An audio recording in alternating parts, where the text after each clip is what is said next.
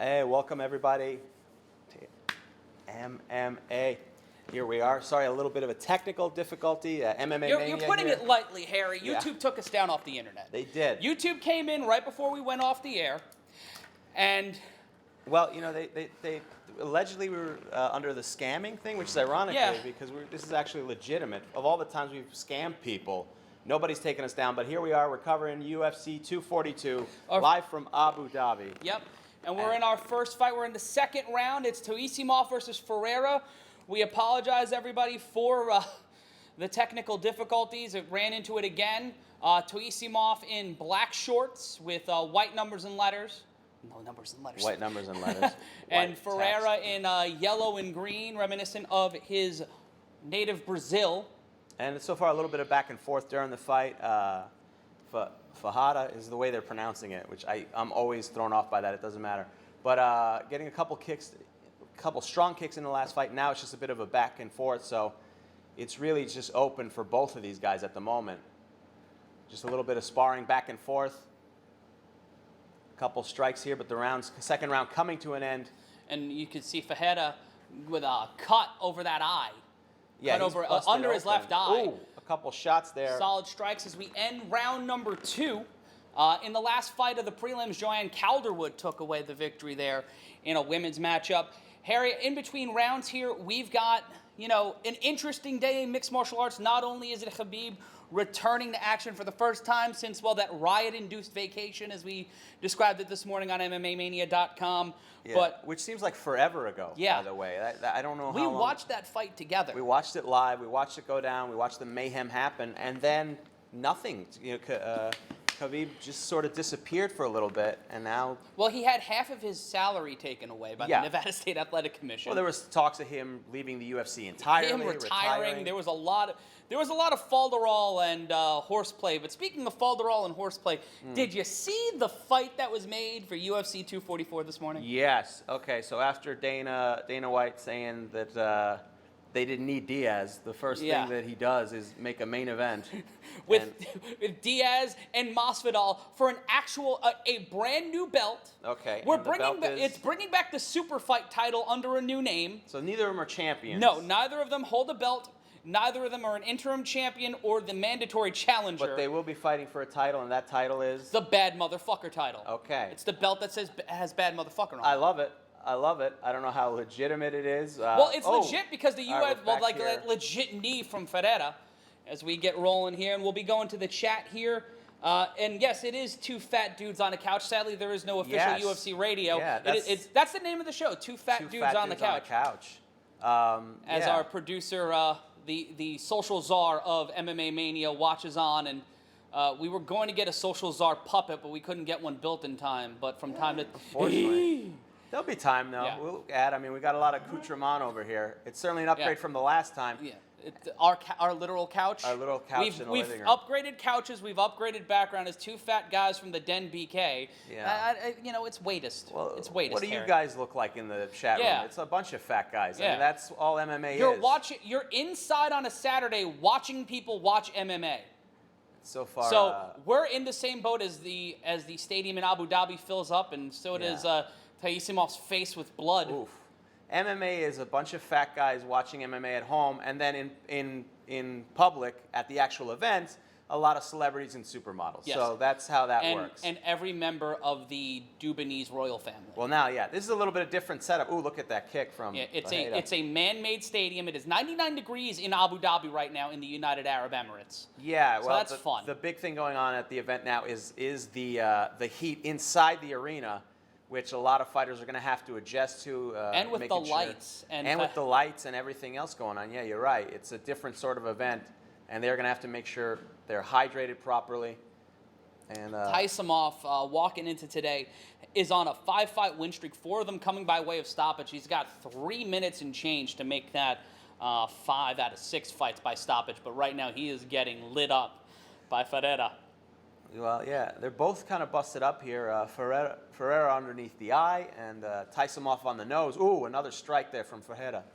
And a shout out to Roy Blumenthal calling us awesome blokes. Awesome blokes. Nice. Backup name for this stream. Awesome blokes on a couch. I prefer that to two fat guys on a couch. But that's the better T-shirt.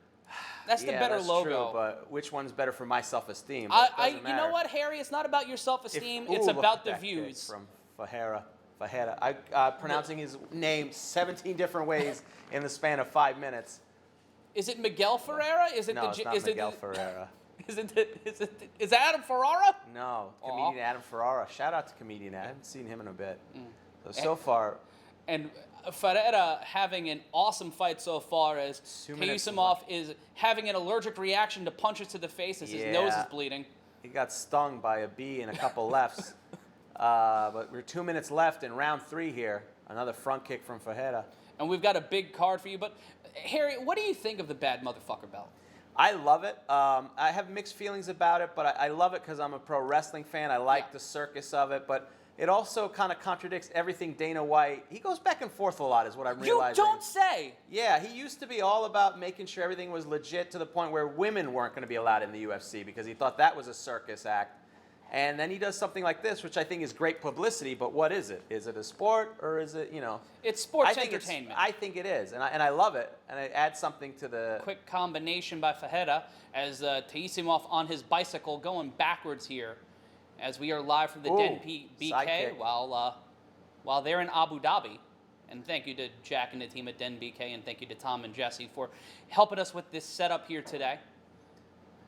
We've got a studio audience here with us today, and you guys watching along at home or on mobile or on the toilet. I watch mostly YouTube on the toilet, so I get it. That's where I get all my news now. And Ferreira just lighting up Teisimov, who just feels out of his depths right now. This is a guy who walked in with a 5-fight win streak, 4 of them by way of stoppage, and now going up against the guy who his last loss in the UFC was to Dustin Poirier, who is the current interim lightweight champion. And this pay-per-view card is littered with lightweight fights. It's all lightweights except for Curtis Blades, who's fighting at heavyweight, and we'll see him a little later on. Oh, couple combinations from Ferreira and a quick kick, but Teisimov with a punch back.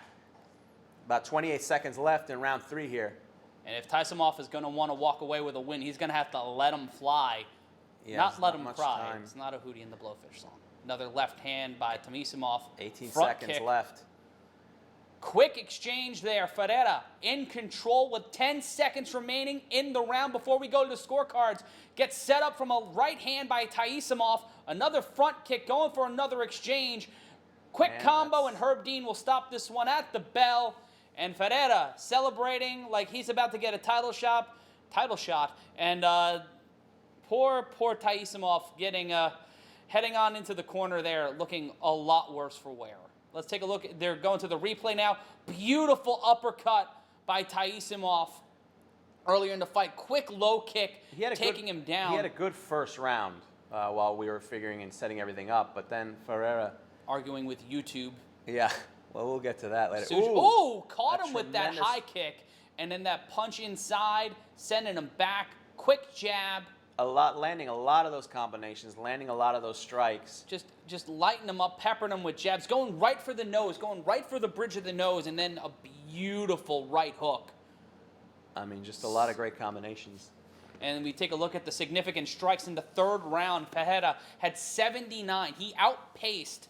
He quadrupled in round 3, over double in round 2, and outpaced by 10. You saw it was 17-13-21 for Teisimov, 27-55-79 for Ferreira in terms of significant strikes. And if you're if you're going to the scorecards based on that and how each fighter looks, which is how we kind of eyeball tested as fans, Teisimov took the L here. Yeah, I would be really surprised.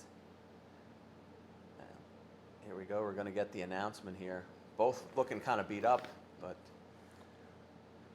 Bruce Buffer going to give us scorecards. In his Abuelita couch outfit? It's a great outfit. And we're 29-28, 29-27. Unanimous decision. And it will go to Ferreira, who will get the unanimous decision. Teisimov will drop down to 27-6.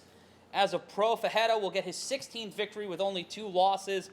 And This is coming off of back-to-back losses in 2015 and 14. Fajeda is now on a 5-fight winning streak. And we've got more fights for you. Khabib and Poirier did not start yet. Harry, what's Fajeda got to say to John Adams? Let's see. John Adams asking him. Anik. John Anik. I'm sorry. John Adams. Did I say John Adams? That is not the president. That is not the former president of the United States. You know, you're normal. Thank God. Thank my team so far. Thanking Abu Dhabi for everything. He loves Abu Dhabi. I would too if I just want to fight. And the crowd going banana. Saying he gave everything he had. I got a banana. Crowd went banana. I got a banana. Thank Nice. you, Social Czar. Hold on. Hello? Hello? There we go. We're using props here. Yeah. It's a Gallagher show with your mixed martial arts. And, oh, Let's see. devastating left, right. Missed that right. Caught it right in the midsection. He says he felt good. On the MMA Mania Twitter earlier today, the Social Czar put up the UFC junk kick countdown, and if you know how many times they've been hitting the junk, you'll win a prize. You'll win the fact that you know and counted how many times someone got hit in the genitals. Oh, yeah. What's the count at? What is it? Last left? It was at 2 earlier last today, one? and I feel like there's going to be more.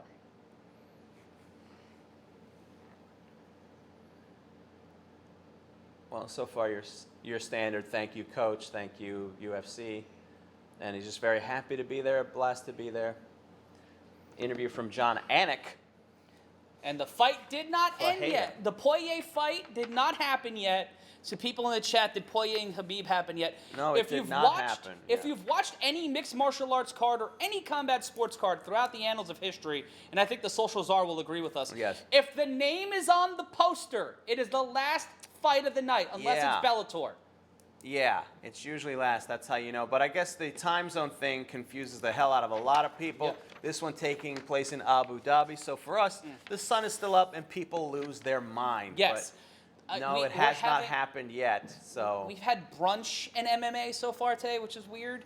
And we see Curtis Blades getting ready. He'll be fighting off against Shamil Abdulrahimov. And that will be our next fight coming up. And another major heavyweight, a guy, Curtis Blades, who many people saw as the next big heavyweight after Francis Ngannou got his decade ruined just about over a year ago. Going up against now the 9th-ranked heavyweight, the 3rd best strike absorption rate among UFC heavyweights, Abdulrahimov, which is a weird stat. I love stats, but I feel Well, like we're what at the does it point. tell you? Yeah, this guy has been able to absorb so many punches to the face. and he's still here. Yes. Now, I mean, that's one of those weird stats that I get. Where does that help you? He can take. It reminds me of the great mixed martial artist Homer J. Simpson, whose skill set was taking and absorbing punches, and of course, we remember the super fight with Drederick Tatum. Yes.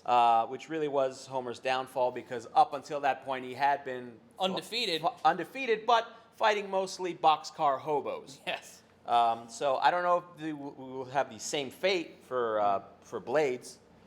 Well, some we'll people see could tonight. say that about Khabib's strength of schedule until he faced some of the elite names at 155. And that's the interesting thing about mixed martial arts right now, especially when you look at a litany of divisions, the UFC welterweight division, the UFC welterweight division is so deep right now, but there's a conga line of guys who are basically claiming dibs on a fight that technically belongs to Colby Covington, but Colby Covington keeps finding new and unique ways to get taken out of main events, Yeah. either ducking fights or not getting fights signed, and then it is the Donald Trump defense. He has created this identity to where everything he does is right. Well, every time he doesn't get what he wants, it's fake news. Let's be honest. He is a guy who developed a lot of a following due to the hype. He is one of those pro wrestler guys who But he's takes a that good part fighter. of it. And he's had to prove that he's a good fighter with each fight. And so far, he's still on top. I know the last main event. I mean, everything he has is sort of a stigma. He got to main event a UFC card, but it was a main event for an ESPN daytime event at the Prudential Center. And it was the lowest rated UFC on ESPN card to date. And I think that's right. I mean, it was Saturday low- afternoon, But it was a. But it's a UFC card. So and it was the lead into the Pro Football Hall of Fame, which usually generates high numbers. So to me, that's an odd thing of like, why would that be a problem? Well, again, so it does fall back to him always kind of having to prove himself. He is a bit of a loudmouth. He can come across as annoying, but he's still got the belt. He's still the champ, and so that's the interesting part of it. And they're hyping up UFC 243, which will be on October 5th. It'll be Whitaker Adesanya from Australia, the UFC having their pay-per-view events around the world, and then right down the street from us. Another daytime event for us, morning time. It'll be interesting. It'll be like we'll be getting bagels and basically here at like 6 o'clock in the morning to watch the fights happen. Well, why not? We'll be with you then, just like we are now in the middle of the afternoon. Again, the main event, for those of you who are still confused by it, has not taken place. I cannot stress this enough. There are 4 main fights left on the card. Yeah.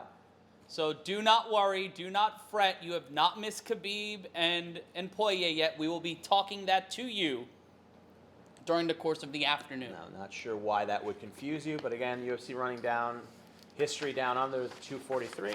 Someone in the chat saying the Eagle is still undefeated. Yes, because he has not fought yet. He has not fought yet today. So yes, you are correct. He is still undefeated. Yes. I cannot say that you're a liar, but there's other issues with you, if that's the main issue taking place. But again, that event has not taken place. We have at least 3 more fights until the Khabib fight. So strap in, folks. Grab yourself some lunch, or depending on where you are in the world, where you're joining us, wherever you are. We had some nice croissant and donut before we went on the air. But it's always time for lunch. Don't let the world tell you that you can't have lunch food for breakfast. I don't subscribe to that. Do you. You want to eat a burrito and not a breakfast burrito? Do it. You want to have some Taco Bell for breakfast, leftover Taco Bell? Who's supposed to stop you? That's true. And as we all know, the most authentic Mexican food, Taco Bell. Of course. Please sponsor us. UFC 243 coming up next month. Ally Aquinta coming back to action against Dan Hooker. Tai Tuivasa against Sergey Spivak. Luke Jumanu versus Diego Lima. And Holly Holm going up against Raquel Pennington. Holly Holm in what will be another sad fight for Holly Holm. Well, I mean, still on the tour to try to regain that magic, and she has not been able to do it. When she had her entire month kind of just fall around her at the hands of Amanda Nunes in her most recent defense about 2 months ago. Well, I mean, you know, it's the weird thing. I'm going to wonder about the same thing for Andy Ruiz going to a different sporting event, whether or not this is going to continue, or will it be a very short title reign for Andy Ruiz when he takes on Anthony Joshua. That's one of those things that, is this going to be your whole career? Is that what you're known for? Or are you going to be Buster James Douglas? And that's what Holly Holmes has to prove. Using his full name. You said Buster Douglas. No, but you said it in a way that made it seem like he was an assassin, like he was the guy who killed the president. Yeah, well, they use your 3 names for that, but I think Buster was his nickname. Yes, I hope that wasn't. It was James Buster Douglas. It was James Buster Douglas. It's not like Buster Bunny, no relation, like in his actual name. But it'll be Blades and Abdul Rahimov in a battle of the 4th-ranked heavyweight and the 9th-ranked heavyweight. Abdul Rahimov had a 3-fight winning streak walking into tonight, stretching back to 2016, as we see the last time Curtis Blades has been in action. Seeing highlights of both fighters. Abdul Rahimov getting some devastating shots in there. But Blades is a powerhouse who has had most of his fights, 8 of his wins, have come by knockout or TKO, just general stoppage. He's only seen the scorecards 3 times for a victory. In his last fight, he got his decade ruined by Francis Ngannou in a 45-second knockout, ruining his chance to kind of get to the front of the line to become a contender for the heavyweight title. Many people see Ngannou as the next guy to step up and get a rematch with Stipe. I think they should run it back and do Cormier-Stipe 3, because I kind of don't want to see Daniel Cormier's last image go down to a body shot to the liver. Yeah, and Cormier, I think that'll happen. Again, I don't think Cormier wants to go out like that. If you saw during the post-fight press conference, you know, he was very upset with himself and just disappointed himself, and basically acknowledged he did not listen to his coaches. And it's amazing that, you know, how much of a psychological game it is, because here's a guy he's the world champion. He's got, you know, the top trainers in the world, and when it comes down to it, he didn't listen to them. He knew he wasn't listening to them, and somehow he wasn't able to pull himself out of that tailspin. and also going through a little bit of a personal issue with his father passing. So it's Yeah. been a hell of a year for Daniel Cormier, and As, you're going to wonder if what's going to happen. As Abdul Rakhimov comes down to the octagon from Dagestan in Russia. It is the Khabib and Friends show here at UFC 242. But before we go to our next fight, some of the stats brought to you by MMAmania.com, and the socials are standing on the other side of the proverbial glass. After 9 fights, the favorites in the fight, when you're looking at gambling lines using the closing lines, they're 4-4-1. There have been 4 finishes, 3 knockouts or technical knockouts, 1 submission, 5 decisions, 3 unanimous decisions, 1 split decision, and 1 split draw. Those are the official stats, and if you missed a fight or you missed a moment, head on over to MMAmania.com right now. They have live results going for you, play-by-play results, and us. That's so right. do not miss any, if all, of the action here on MMA Mania, and also the other sites on SB Nation. But Yeah. MMA Mania has me and Harry, so it's not, I wouldn't say that's a good thing, but I wouldn't say that's not a good thing. Well, none of the other sites have us, to my knowledge, unless they're bootlegging this, which would be ironic because they didn't get taken down by YouTube. But we'll deal with that after the fact. I don't know how that happens with all the crap that's been up on YouTube. But, all right, fair enough. Some Some people comments? are asking, when are we going to start kissing? I don't know if that's- that's going to increase the No, viewership. that'll MMA? decrease the viewership. Yeah, I mean, each other or bring No, other I think people? kissing each other. Like, Well, you're my friend. you get dibs on Jesse if we're kissing people in the office who are joining us. And yeah, I don't know why you'd want to see that. A different channel, but whatever brings you here. Yeah. Hey, whatever floats your boat. As Curtis Blades comes down to Very the octagon. intense. Let's see what his theme song is, if I can hear it. From Chicago, Illinois. This coming in from Brad Akamoto. The heat has been a huge factor in this throughout the day. It's 99 degrees Yeah. right now inside the arena. Without the lights, the weather is 99 degrees. This is from Brett Akamoto, just spoke to Bilal Muhammad. He said he could feel steam down near the cage. Steam. Wow. So it's a sauna Okay. walking down there right now. And he heard about it in the locker room before going out and ended up turning off his air conditioner to try to get used to the conditions. And this is Interesting strategy. That's good. There. That's a good idea. Before you walk out there, get used to being exhausted and tired. Go out to the cage, get exhausted and tired, know, and man. then get punched in the face. I don't know. Psychologically, you ever do one of those things where you leave your house and you go out into the heat? Yeah, but I'm not walking into a cage to fight someone who can possibly murder me for money. It's an interesting strategy. I don't know that they're It's wrong on it's that. a bold strategy. I don't know if it's a good strategy. Well, you got to ask what that's going to do to Well, you let's ask the physically, people. whether Let's what it ask- does psychologically. Let's ask the maniacs out there. Yes. Do you think it's a good idea to go into a situation where you know you're going to be hot and tired and prepare yourself by going out and being hot and tired? I mean, you're throwing in the tired part. But then it doesn't bother you when you go out there. But then, hey, how nice is it when you come back to the locker room and there is air conditioning? Which, by the way, do we know that? Yeah, I guess that we do know. We were told there's air conditioning in there. And King Baka, yes, we will be doing commentary. Curtis Blades is making his way to the octagon right Yes, now. the fight has not started. Some quick Yeah. stats. Most takedowns in UFC heavyweight history with 40. The second highest takedown accuracy in UFC history with 57.1. And as we said earlier, 8 wins by way of knockout. Now, see, second highest takedown. Now, that's a stat that actually is pretty much helpful. And, as opposed to the most kicks to the skull stats. And our That's- producer with the reference of the day. Yes. It's like when Chemo walked out to the cage carrying that crucifix before his fight with Ken Shamrock. Oh, boy. It's Was that that level. in the UFC? That couldn't was be. in the UFC. That was in the back early when. UFC. Back that when was back when you could do whatever in the UFC. back when David Isaacs was running it and anything and everything could happen. Wow. Hi, David. How are you? Hi, dude? hi, friend. How you doing, bud? I mean, I miss those type of entrances. They cut down on those a little bit. Bruce Buffer in his casino carpet jacket making the introductions. He's got all the pomp and circumstance of a Barry Manilow concert Yeah. without any of the musical talent. Well, he's still. I would, still the you know best what? But I voice. would pay a ticket to see Bruce Buffer sing. I mean, you know what? A lot of these hardcore UFC fans during Fan Fest, I could see it happening. I've seen worse. We've seen worse things. Abdul Rahimov. introduced. 20-4 inside the cage of varying points in his MMA career. Has been in the UFC since 2015. And this is the interesting thing with a lot of those fighters from Dagestan. They only fight maybe once a year. Why is that? I believe it's the training, and I do believe a lot of it has to do with their religious practices. A lot of them are devout Muslims, and during the time of Ramadan, you can't really train, you can't fight. You can't drink water even. Yeah.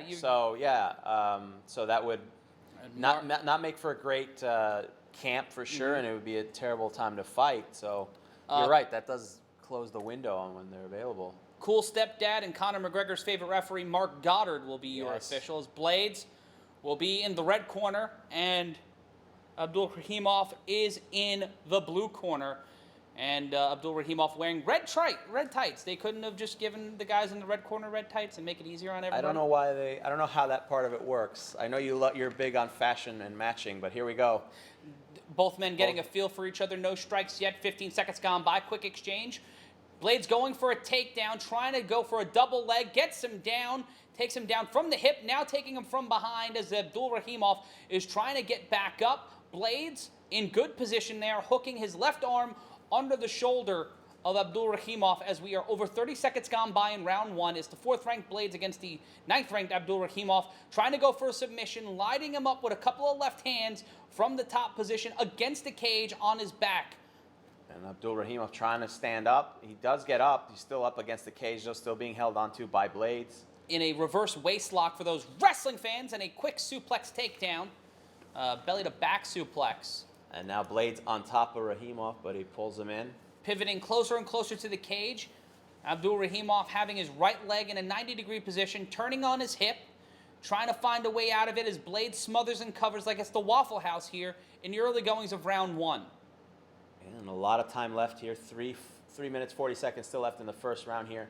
But so far, Blades has had control here. But not much impact. But Abdul Rahimov is working. He's moving. He's trying to find a way out of it. And a smart strategy by Blades. Try to tire him down. Try to tire down the striker. Even though Blades is known for his knockouts, trying to slow him down. And he gets out of it. But Rahimov, during the pre-fight interview, said he knew that he was going to do this. He's going to try to get him in close, bring him down, and basically said, so what? What else do you have? So he's prepared for that. And right away, the two fighters are back up, feeling each other out here. Back into the center of the octagon, trying to feel each other out. As Harry said, 3:04 left to go. So far, just a couple swings, nothing connecting by either party. But Abdul Rahimov hitting with a quick right hand, going for it again. Both men missing on that exchange as they edge closer and closer to the fence. Blades going for another takedown, shot the single leg. Same thing, gets him to the fence and gets position from a waist lock. Kind of isolated that left leg, that hip, and slid him down. Blades got his back. Apparently Little Wayne in the front row. Who is that anyway? The front of the cage there, but it doesn't matter. 2 minutes and 30 seconds left. Same positioning for Abdul Rahimov. And he is in a very defensive position. Blades landing a quick left hand to the head. 2:20 left to go. Maintaining a variation of a waist lock. Trying to stand up. Quick right hand. Posturing up, trying to gain positioning here as Abdul Rahimov gets to the cage and trying to protect himself. A couple shots there. And Mark Goddard won't stop this one because Blades is working and Abdul Rahimov is defending himself and trying to move. And they're both in motion here. But you can see breathing through his mouth right now is Abdul Rahimov, and that is not a good sign. Nope, especially this early. And still a minute and 35 seconds still left in this fight. In this round, rather. And still has him against the cage, just working him against the cage. And Abdul Rahimov, exerting a lot of energy here to try to get out of that positioning. Under 90 seconds left to go in round number one, our only heavyweight fight of the main card of UFC 242, as Abdul Rahimov is in trouble here against Curtis Blades, who's basically trying to redeem himself after getting wrecked by Ngannou. He needs to build himself back up, going up against a fellow top 10 contender. And going for a couple knee strikes there while he has him down, but Abdul Rahimov gets up to his feet, but still has the waist lock on top of him. He's got that reverse waist lock applied. Oh, and tried to take him down with a German suplex, but just quick sweeps him down. But either way, Abdul Rahimov down again, same positioning. Locking that leg. Blades locking the leg, has the waist lock.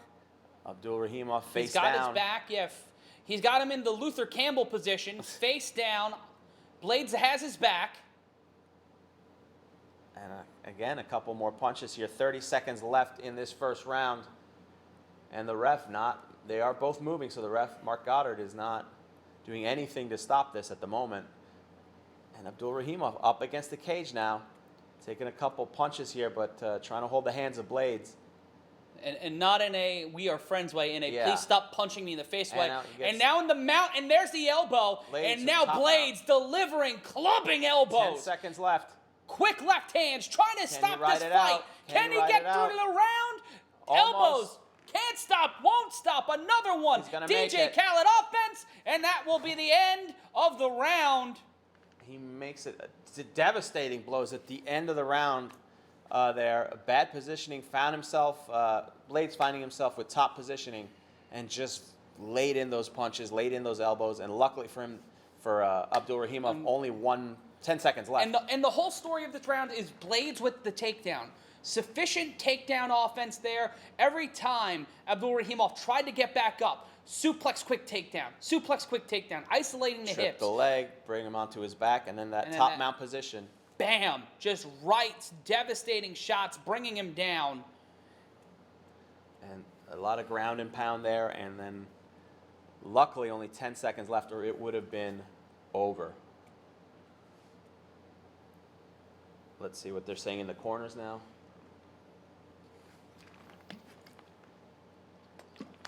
What do you got? What are they saying? And his corner saying he's slow. You got to catch him. Abdul Rahimov's corner saying that Blades is slow and that you can catch him. So basically, I mean, that's been the strategy and knowledge going into this fight. Again, Abdul Rahimov said he knows he's going to keep him close. He knows he's going to do a lot of a ground game. And that's what they're preparing for. But it did seem to take a lot out of Abdul Rahimov as they start round two. Couple quick punches from Abdul Rahimov. But again, taken down by Blades. Abdul Rahimov on his back, Blades on top of him.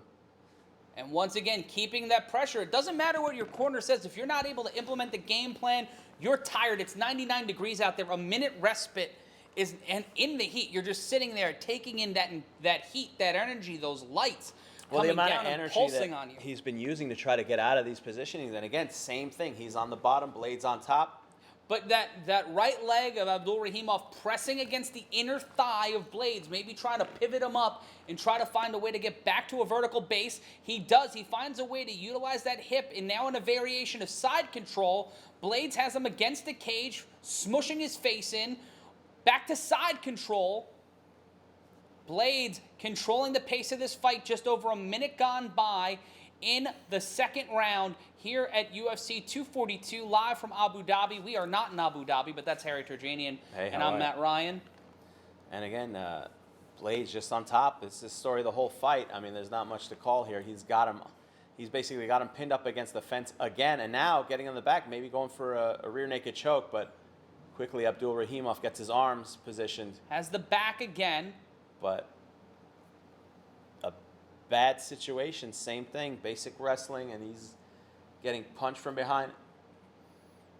Referee Mark Goddard admonishing him. Get the fingers out of the glove. That's a common tactic. There's a lot of room in those gloves for you to sneak in your fingers, and Blades just devastating with that right hand. Fists. Just driving the fist. It's like a jackhammer. Referee telling him to get up and get out to defend himself. He's got to fight, and he does, but he once again goes onto his back, similar position as before. That right leg slipping off of the hip. On top. In top position, trying to get into a mount is Blades. Trying to hold him on with that right hand, but Blades with an elbow. And another 2 minutes and 40 seconds and that's left. it. And he stops it. That's it. Curtis Blades laying the hammer down and ending this one here early in the second round. Curtis Blades will go up to 12-2. And this will end a 3-fight winning streak for Abdul Rahimov, as he will drop down to 20-5 as a pro. And a lot of just elbows and just split. Look at the forehead of it. Just split right open. Is that right across the forehead? I'm trying to get a clean shot. But that's the nose. That's on the face. Yeah, it's a broken nose. for sure. And just not much out of Abdul Rahimov. We'll take a look again on the replay. Driving that elbow right into the nose. That's the moment I think it was broken. Yeah, but Clutching immediately at the nose. Take a look at this again. Just driving that elbow, scraping that elbow. Smashing his head into the ground. Scraping the forearm and the elbow right into the face of Abdul Rahimov. And then another quick right hand pushing him off. And then at no point, at that point, Abdul Rahimov just put his arms up to cover his face, not even really so much defending himself, but just to protect the nose. And one more elbow, one more punch landed, and that's when referee Mark Goddard stopped it because he was not defending himself. And the strategy working for Curtis Blades, just wrestling to the ground, wearing the bear out, and then when the opportunity presented itself, a lot of hammer fisting, a lot of punches, a lot of elbows. It's just that consistency and the heat. I definitely think what Brett Okamoto's reported earlier about the heat is a huge, huge, huge thing. That thing about Bilal Muhammad, turning off just being out there in that heat, being in there just under those lights. You could see the sweat just dripping off of Curtis Blades if you're watching along at home on ESPN Plus pay-per-view, and the crowd happy to see Curtis Blades get the win. This, once again, this kind of advances Blades' momentum, getting him restarted here after the loss to Francis Ngannou. He won't get the heavyweight title fight next, but let's see what he's got to say. He knew he was a better wrestler. He knew he was better conditioned.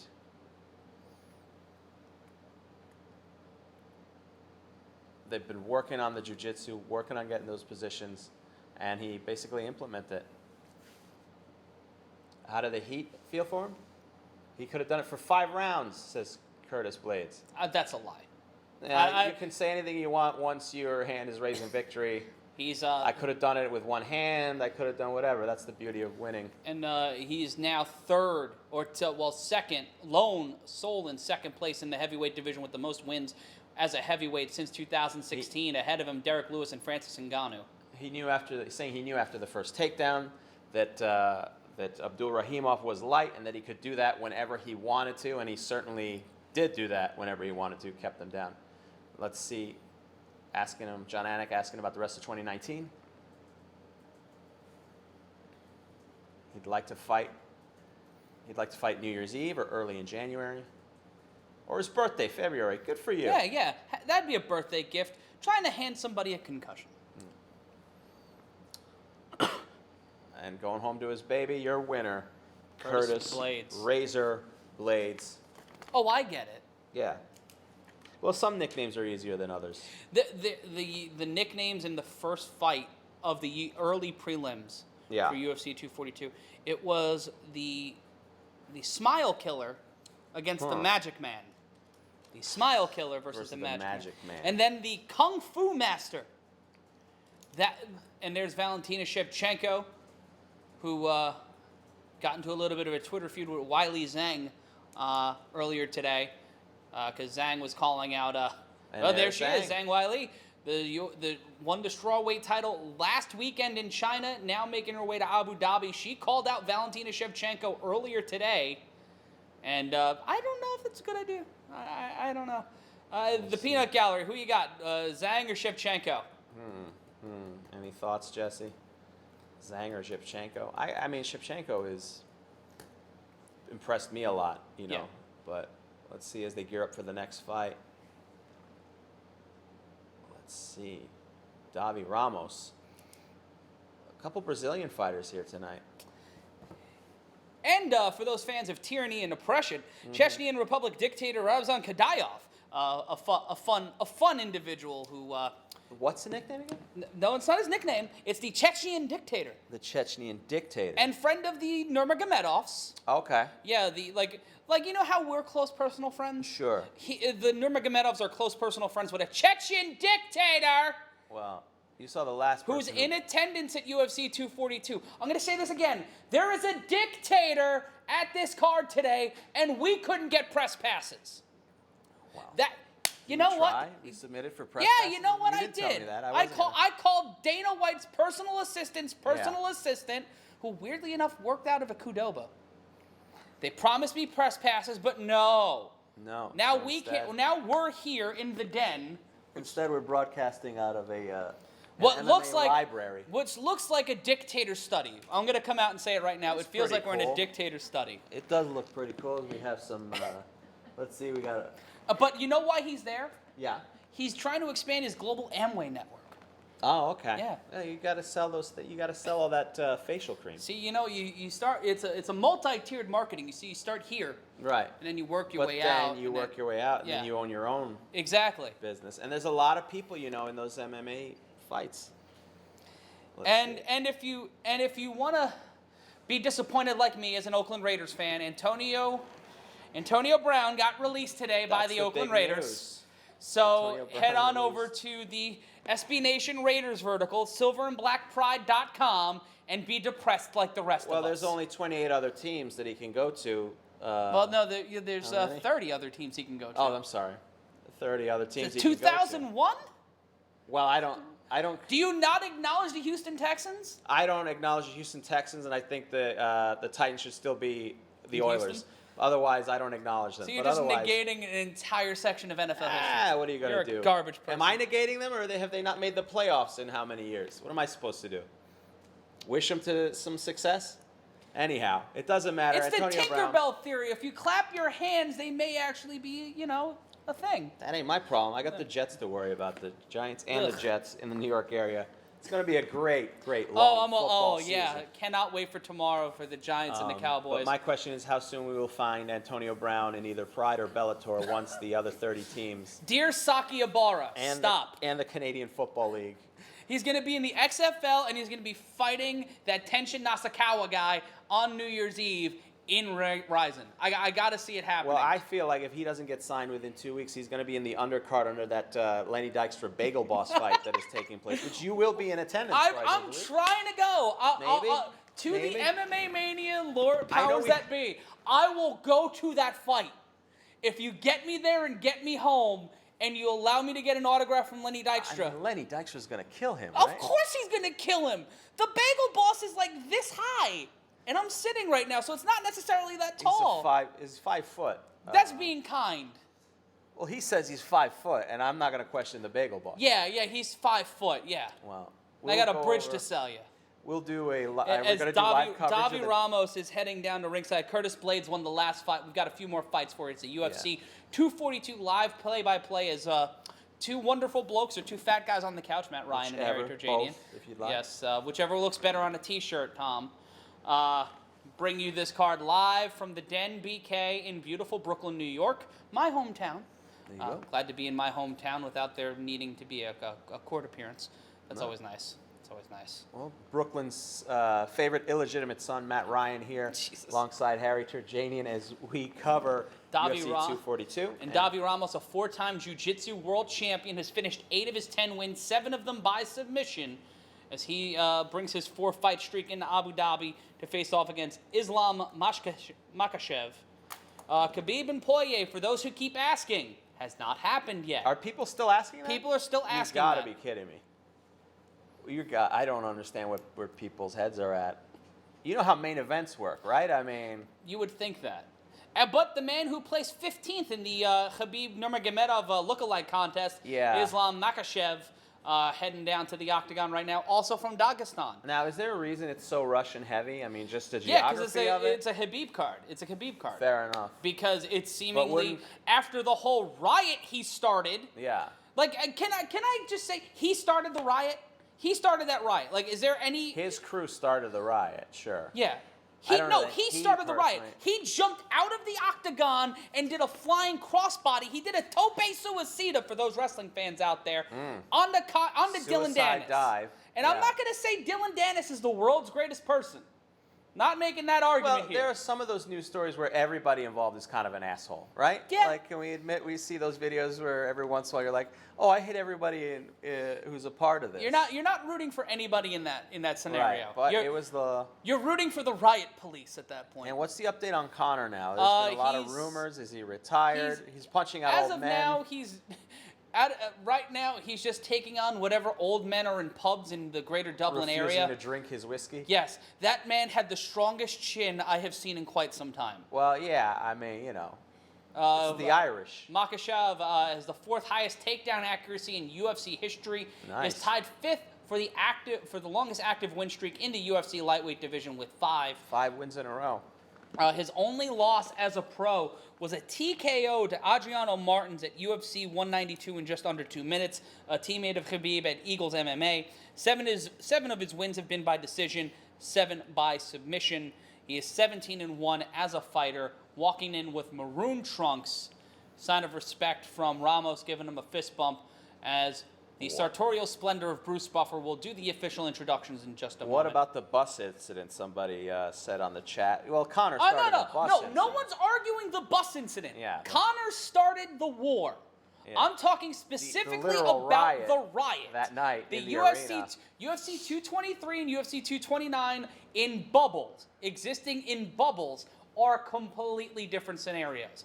The overall civil war between Dagestan and Ireland, that started at UFC 223. And also, that got started. You know why that got started? Because Khabib slapped around Connor's boy. Well, yeah, I mean, that happened. All right, so you got some comeuppance, but at the end of the day, I mean, Khabib is the champion. That's all done with, and now it's the next chapter in his career. And Yes. here we go. The introduction's still going on. As Ramos making his way, getting announced by Bruce Buffer, and The Tasmanian Devil, Davi Ramos. he looks nothing like Taz. Wow. He looks nothing like Taz. He might be a suplex machine. He might be the Brazilian suplex machine. And there's a lot of blood on that canvas. Yep, already. There's a lot of... And Makhachev, the Vegas odds favorite, a minus 360 favorite, walking into the octagon. So if you made your bet, you probably made it on Makhachev. But who knows? The interesting thing about all combat sports is where your loyalty lies. If your loyalty lies on the line, or your loyalty is dependent upon cultural or social backgrounds, like when we watch a Conor McGregor fight, or if we watch, just to go back into the annals of boxing history, a Tito Trinidad. If you were watching a Tito Trinidad Oscar De La Hoya fight about almost 20 years ago, which is nuts, as Makhachev and Ramos go underway, you go heavily on your cultural background. And Makhachev and Ramos, from two of the most prideful nations in the world, Russia and Brazil. And a couple quick kicks there from Makhachev up front, but quick body kicks landing on the elbow, not deterring Ramos at all, as Ramos keeps stepping forward. Ramos with a southpaw stance. Low kick right to the knee, as Ramos is kind of dictating the pace here. Makhachev kind of feinting that right hand, bouncing it back and forth like a drinking bird. Not landing anything, just waiting on it. And now Ramos doing it in somewhat of a synchronized fashion. Quick 1-2 by Makhachev, not landing. Body kick by Ramos. And both men kind of just standing and waiting. Makhachev with a right hand, leading with that right. And again, just sort of feeling each other out, both in mirrored stances. And an interesting thing here, both men known for, Ramos, a jiu-jitsu champion, Makhachev from the Eagles MMA camp, Sambo style fighter, pardon me. So both Makhachev trying to shoot for the first takedown, high kick by Ramos, hitting nothing but the forearm of Makhachev. 3:45 left to go in the first round. And just circling around here a little bit. Keep moving. Couple Right quick hand. combinations from Ramos, but Right hand by Ramos, yeah. Too impactful. A front kick. And just slow pace. Nobody wants to be the first one to make a mistake here. 3:27 left to go. Ramos, a little bit of a Shane McMahon bop step by Makhachev. Ooh, Quick right left. Left from Makhachev, but right back to the video game startup stance. Just a little bit. Are they waiting for someone to yell round one fight? I feel like it's like an arcade game where somebody Hit the put pause the button. quarter in, but they have not moved the lever. They are both just going back and forth. For all my old Counter-Strike heads, they're AFK. Yeah. One of them now, I think, is walking to the fence and just keeps walking but not moving forward. There's not much going on. They're waiting to here in go this talk first to round. Charlie Sheen, like the great Tatum-Simpson fight. Another big high kick from Ramos. And not a rocket high kick, but like a kick going towards the face, Joe Region. You ever get kicked by a rocket? No. I did once. It was weird. I got kicked a similar fashion in a soccer game. We'll talk about that later, my first concussion. And a quick couple combinations from every Makhachev. time you start a story about you getting beaten up by somebody and never end it. Well, Happened when we did Bellator will end it. 225. 220 left in the fight. I'll write it down. Concussion. So I'll remember to say it. In between rounds, are we going to compare concussions? Oof. Well, Makhachev with a we'll low compare kick. them. I don't know how many you've had. So far, they're still both in the center, feeling each other out. A couple strikes landed by each of them, but nothing major, and 2 minutes left in this first round. So And they're both seeming to be Bilal waiting the other one Farouk out. saying Dagestani's getting defeated. What's going on? It's like, not all of them are Khabib. It's like one of them has to be the Tito Jackson. One of them has to be the Jermaine. They're all not Michael. It's gonna happen. Which one is Your Majesty? Which is the real name of one of their grandchildren. That is a real name, yes. That is a real name. It's like George Foreman's kids, all of them being named George. I don't even know how you say it or spell it. It's Your Majesty. It's Your Majesty, right? It's starting with Jermaine, J-E-R, and then Majesty. That is how little is going on in this first round. We are resorting to talking about members of the living Jackson 5 or Jackson 4. The Don Madge fight that started this card, the amount of times the referee had to stop him. Ooh, we got a little bit of a quick kick from Makhachev, excuse me. Keep me rocking, Makhachev. And then a quick return from Ramos, but then right back to the center. A front kick from Makhachev, and then right back. And Ramos was dictating the pace in the early portion of this round, right up until now. Makhachev but going right back to it. Quick combination by Makhachev, 1-2, nothing really doing there. With 50 seconds left in this first round. Ramos, and again, circling.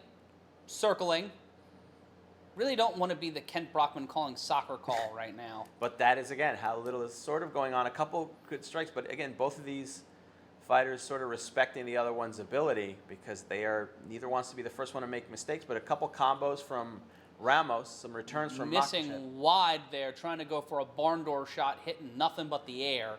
As it's 22 seconds left to go in the first round. Makhachev ranked 15th at 155 pounds, going up against the unranked Ramos,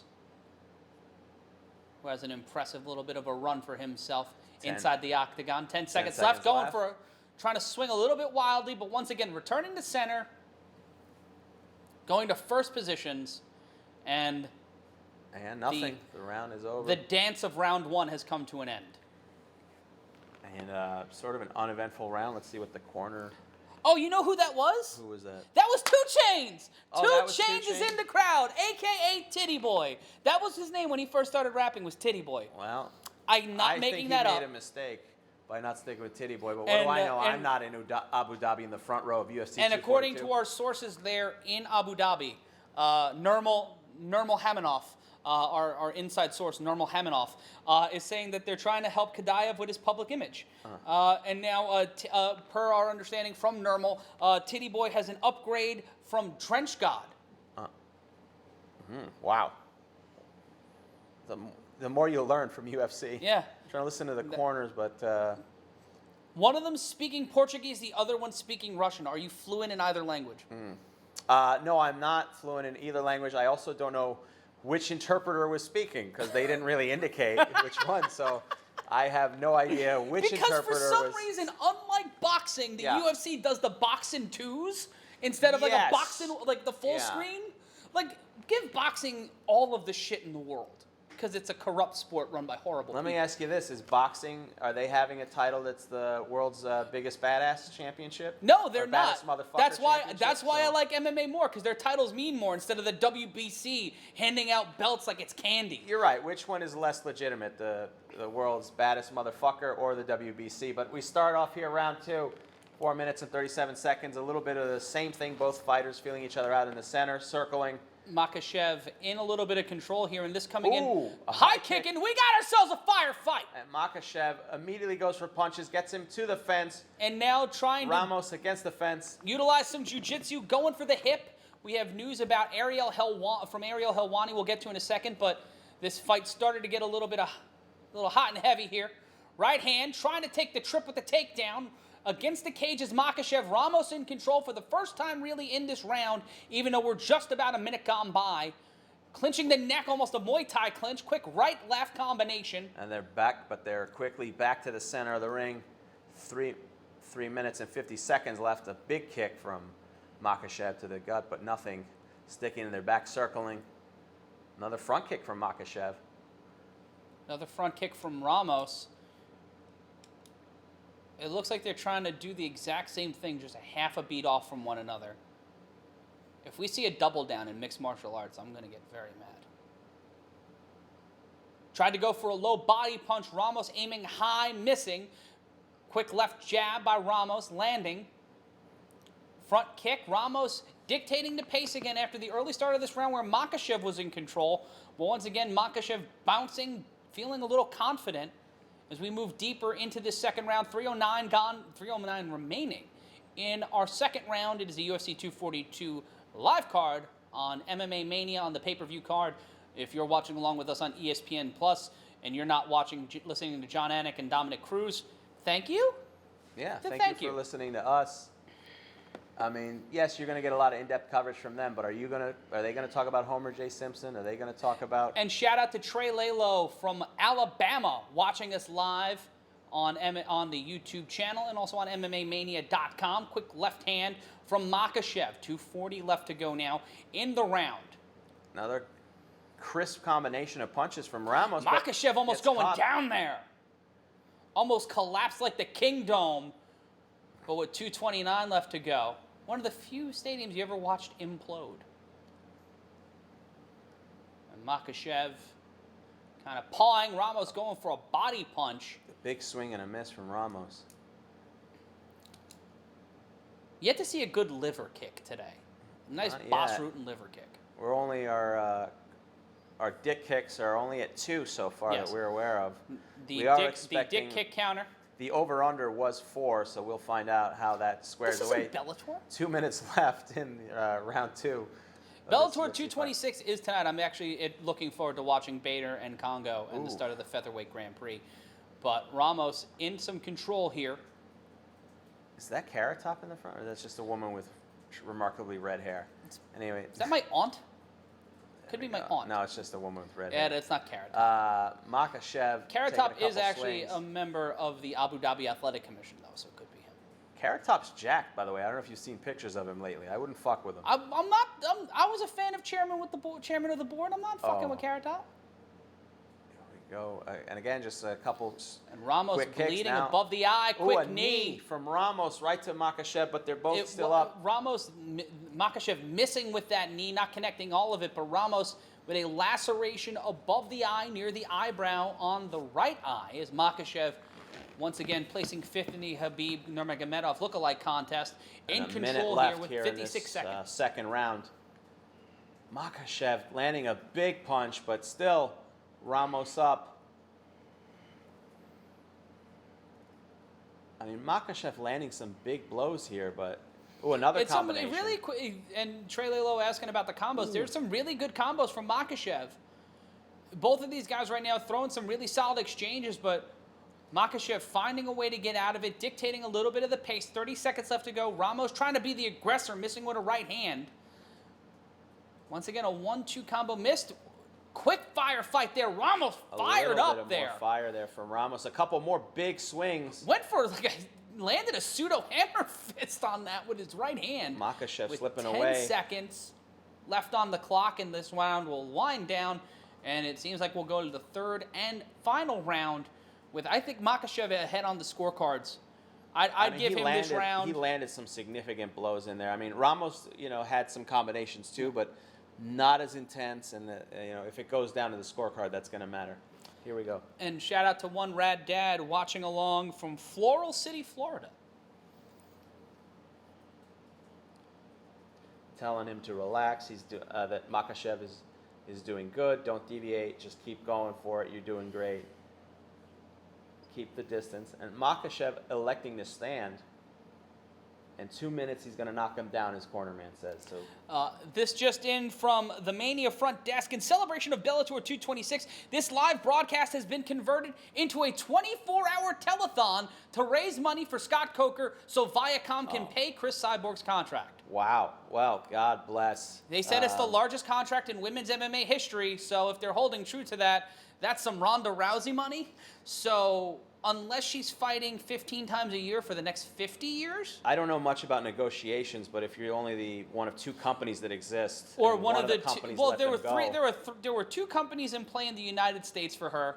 fair enough. And then just Japan. Yeah, oh my God, we missed out on Chris Cyborg facing off against Gabby Garcia. Saki Abara, you're killing me. First, you won't do the Hamburglar Harry Terjanian against Conor McGregor on New Year's Eve, and now you won't do Gabby Garcia versus. Here we go, round 3, 15 seconds in. Couple quick combinations for Makhachev, but Ramos fighting him back towards the cage, but he takes him down. Makhachev taking control, devastating right hands. Quick gonna combination nail on top of Ramos. Ramos in trouble. Could stop this if he doesn't defend himself. He locks down the wrists, pulls him back down into a variation of guard, trying to isolate Makhachev's arms, and he does. And trying to slow this down with only 30 seconds into round 3, and Ramos has to go into panic mode and pull him close, but Makhachev still getting a couple fists in there.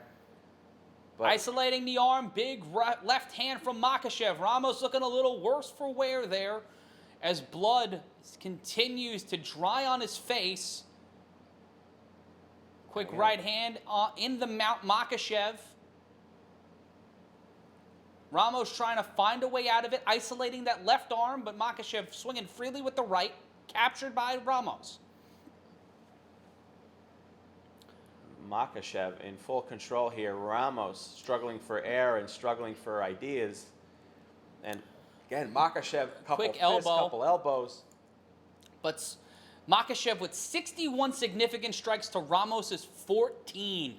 That is insane. Most of them coming in this early part of the third Ramos round. wrapping his legs around the waist to try to reduce the movement of Makhachev, but Makhachev still in control here, landing another punch. But Ramos trying to squirm his way out, but Makhachev will not let him.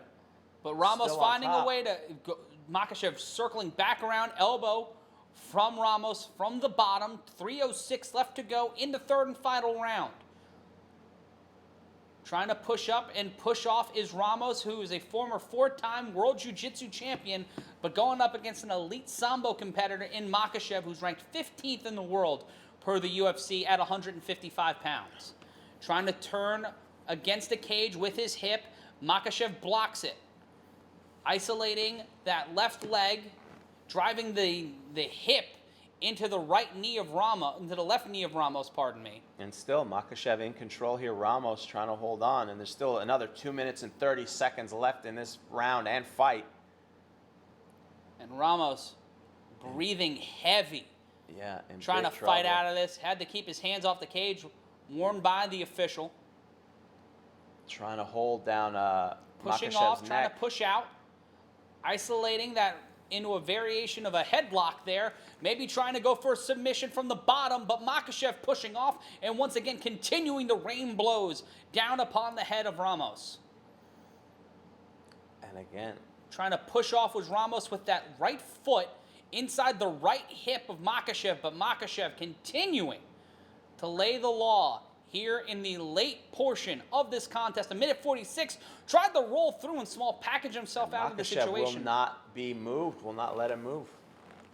Ramos attempted to kind of pin himself there or go into somewhat of a fetal position, but was unable to roll out of it.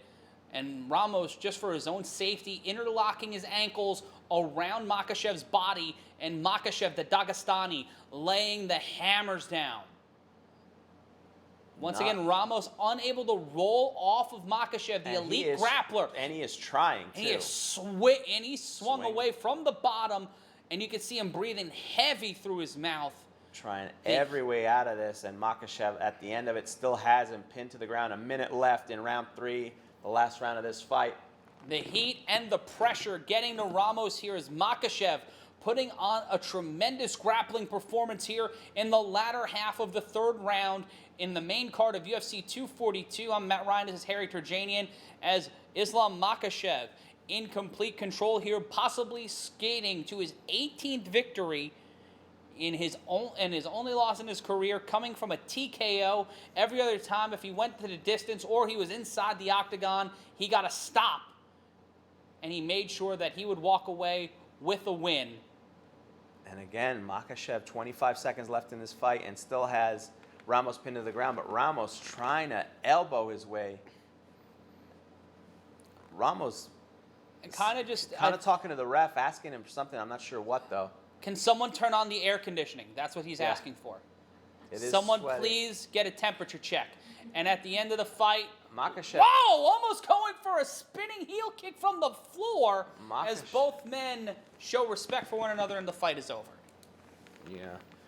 Harry, your thoughts? Islam Makhachev, I think, will easily get the decision here. Has to. Had full control the entire time. A lot of blows from Ramos, but nothing substantial. And you can see the highlights: a left jab, an right uppercut right to the body. Ramos landing a fist, but. And in the first round, it felt like Ramos was dictating the pressure, dictating the pace. It gave Makhachev's corner 3 minutes to dictate what they should do. But even to try to stifle Ramos. It didn't feel like a dominating control. No. A big knee right to Ramos's face, and then landing him on the ground, and that's. And in regards to Nate Diaz, the current reigning and at UFC 244 defending bad motherfucker champion. Well, wait. There's a belt now, so they have made a belt. So I guess under the constraints, he's the interim. Like, can we? I need a ruling on that from the Maniacs. Is Nate Diaz the defending or interim bad motherfucker champion? But I guess it's whoever possesses the belt, right? Yeah. Well, or the title, because there's no actual belt yet. There's no actual belt but yet. This from Ariel Helwani. He's confirmed with multiple sources that Nate Diaz passed all of his drug tests surrounding UFC 241 last month. A lot of people were concerned because of the blunt he lit up at the open workouts, which was allegedly, and Diaz confirmed it to be CBD. But there was some concern, but it's all in the clear now. The main event for UFC 244 is a go, and we will go to the official decision brought to you by the Den BK, because they are the reason we are here today. That's right. Harry, what do we got? Well, we're going to the scorecards. 29-27, 30-26, and 30-26. Winner by unanimous decision, Islam Makhachev. Islam Makhachev moving on and moving up in the ranks, going to 18-1 as a professional fighter. Ramos getting his third loss in his career, and every loss he's had as a pro has come by way of decision. So he's not been stopped, he's not been submitted, but every time he's left it to chance and left it in the hands of the judges, he's walked away. He's now 2-3 when it comes to decisions. Well, let's see. Makhachev being interviewed by Assalamu alaikum to the heavily Muslim crowd. Was very happy, grateful for the support, reminiscent of the last time he fought in St. Petersburg. He's happy that he won the fight. I hope so. And now moves into second longest active win streaks in the UFC lightweight division behind Tony Ferguson. And Khabib Nurmagomedov. He's third. I'm sorry, he's third, rather. He's tied with Gregor Gillespie, who I believe is from Louisiana, home of Dustin Poirier, who's in our main event tonight. Asking him if this is the type of fight he expected. It wasn't hard, he's saying. He maintained control in the first 2 rounds. And then the third round, he did come out with a lot of fire, basically. And giving credit to Ramos for being a strong guy. His words, not mine, but, pretty good English for a guy, And going over it. There we go. We've seen the highlights again. He's happy to win, happy to be there in Abu Dhabi. And a shout out to the person in the chat whom we both know, shouting out my hair and shouting out various members of the MMA Mania crew who are with us in spirit and in person here at the Den PK. Well, there we go.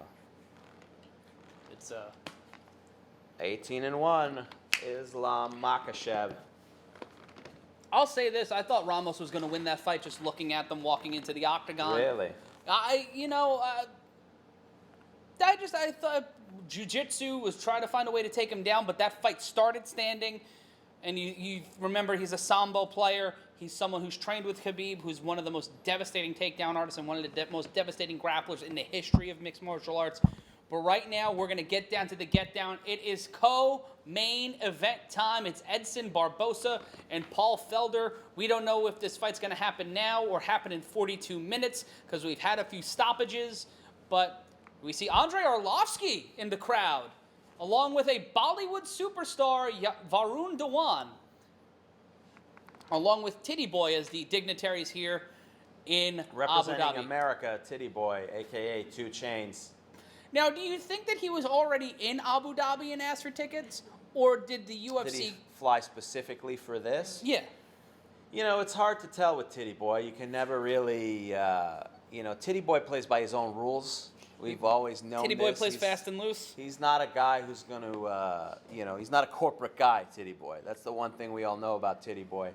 So it's hard to tell whether he was in Abu Dhabi. Now, why he would be in Abu Dhabi other than this fight, I don't know. But the UFC holds a lot of events. Why the one in Abu Dhabi? Why the one where the arena is 99 degrees if you didn't have to fight there? And I'm not sure. was built within like the span of a fortnight? 2 weeks, a.k.a. for those of you who are a little bit slower. No, I While didn't, we you know go I into- didn't know that? You didn't know I that a didn't fortnight know is 2 weeks? That's the whole reason. I'm stupid. I went to public school. I went to New York City public school. Yeah, but I mean, you don't watch movies and stuff? No. I don't know why I know that a fortnight is 2 weeks. But Is it either way, because you're a is fan 2 of Wimbledon? Because Wimbledon's a fortnight. I do, and it's pronounced Wimbledon, not Wimbledon. It's Wimbledon. My There's a D in it. my high school, my elementary school science teacher, Mr. Fabrizio, who was a tennis player himself, would always point that out because it annoyed the piss out of him. But anyway, while we have a moment, I'll talk about my concussion, which I promised. You did. You asked if I'd ever been kicked by a raquette. No, but I did get kicked by a similar high kick playing soccer. I was a defender. Ball was coming towards me, and a forward who was had his back to me and had no business going for this ball because I went down to head it down. He kicked up and kicked me in my front teeth. And it was the first time I ever saw. You'd see cartoons, and when someone gets hit with a frying pan, there's stars, and I didn't understand why they did that until I saw stars. But this was 1998, so the concussion protocol was for 14-year-old soccer players was the adult, the referee who was 16 years old. Going, Yes. You Yes, all right? the elder statement. You all right, bro? And me going, I think so. He goes, all right, cool. And that was the concussion protocol that we had in 1998 for recreational soccer. I would have loved for the VAR back then where it's somebody on their dad's camcorder. I wish I had it. And then the very next play, of course, because the ball had rolled out of bounds, was a corner kick that struck me right in the nose and busted me open. So I started bleeding, which is the only reason I had to leave the game. Not because I had a concussion, but the rules say if you're openly bleeding, you have to leave the field. I did leave the field. My coach, who performed the second concussion protocol by going, are you all right? And I was like, I think so. He goes, all right, why don't you just lay down for a minute or two? And laid down in the hot sun, went back into the game, finished the game. We won the game, then went home, had a piece of pecan pie and Fruit Loops, and then felt like, hey, man, I need a nap. No, and then, that's the opposite of what you should do. It's 1998, bro. I didn't know any Attitude era, better. baby, yeah. And Did you go skateboarding without a helmet too? No, but I did throw up my breakfast immediately in the wastebasket next to me, and then took a nap and felt really good about it, and didn't realize until years later that I had a concussion. So there you go. That's the story that I was saving in case there was a short result, but it hasn't been so far. The fights have both the main event gone the distance. Yeah. So always wear a mouth guard. Some of the comments we getting anything? Yeah, thank you to Chris Wilson saying your coverage has been worth more than the pay-per-view price so far. Thank you. We will take that $70 via PayPal. That's right. At Jesse Holland has nice suits at yahoo.edu. That is Jesse Holland has nice suits at yahoo.edu. We will take the pay-per-view price and whatever else you have. We also ask you to continuously refresh this video so we get YouTube monetization. That is how this works. And then That'd be watch for nice. long stretches of time. And also, hit the...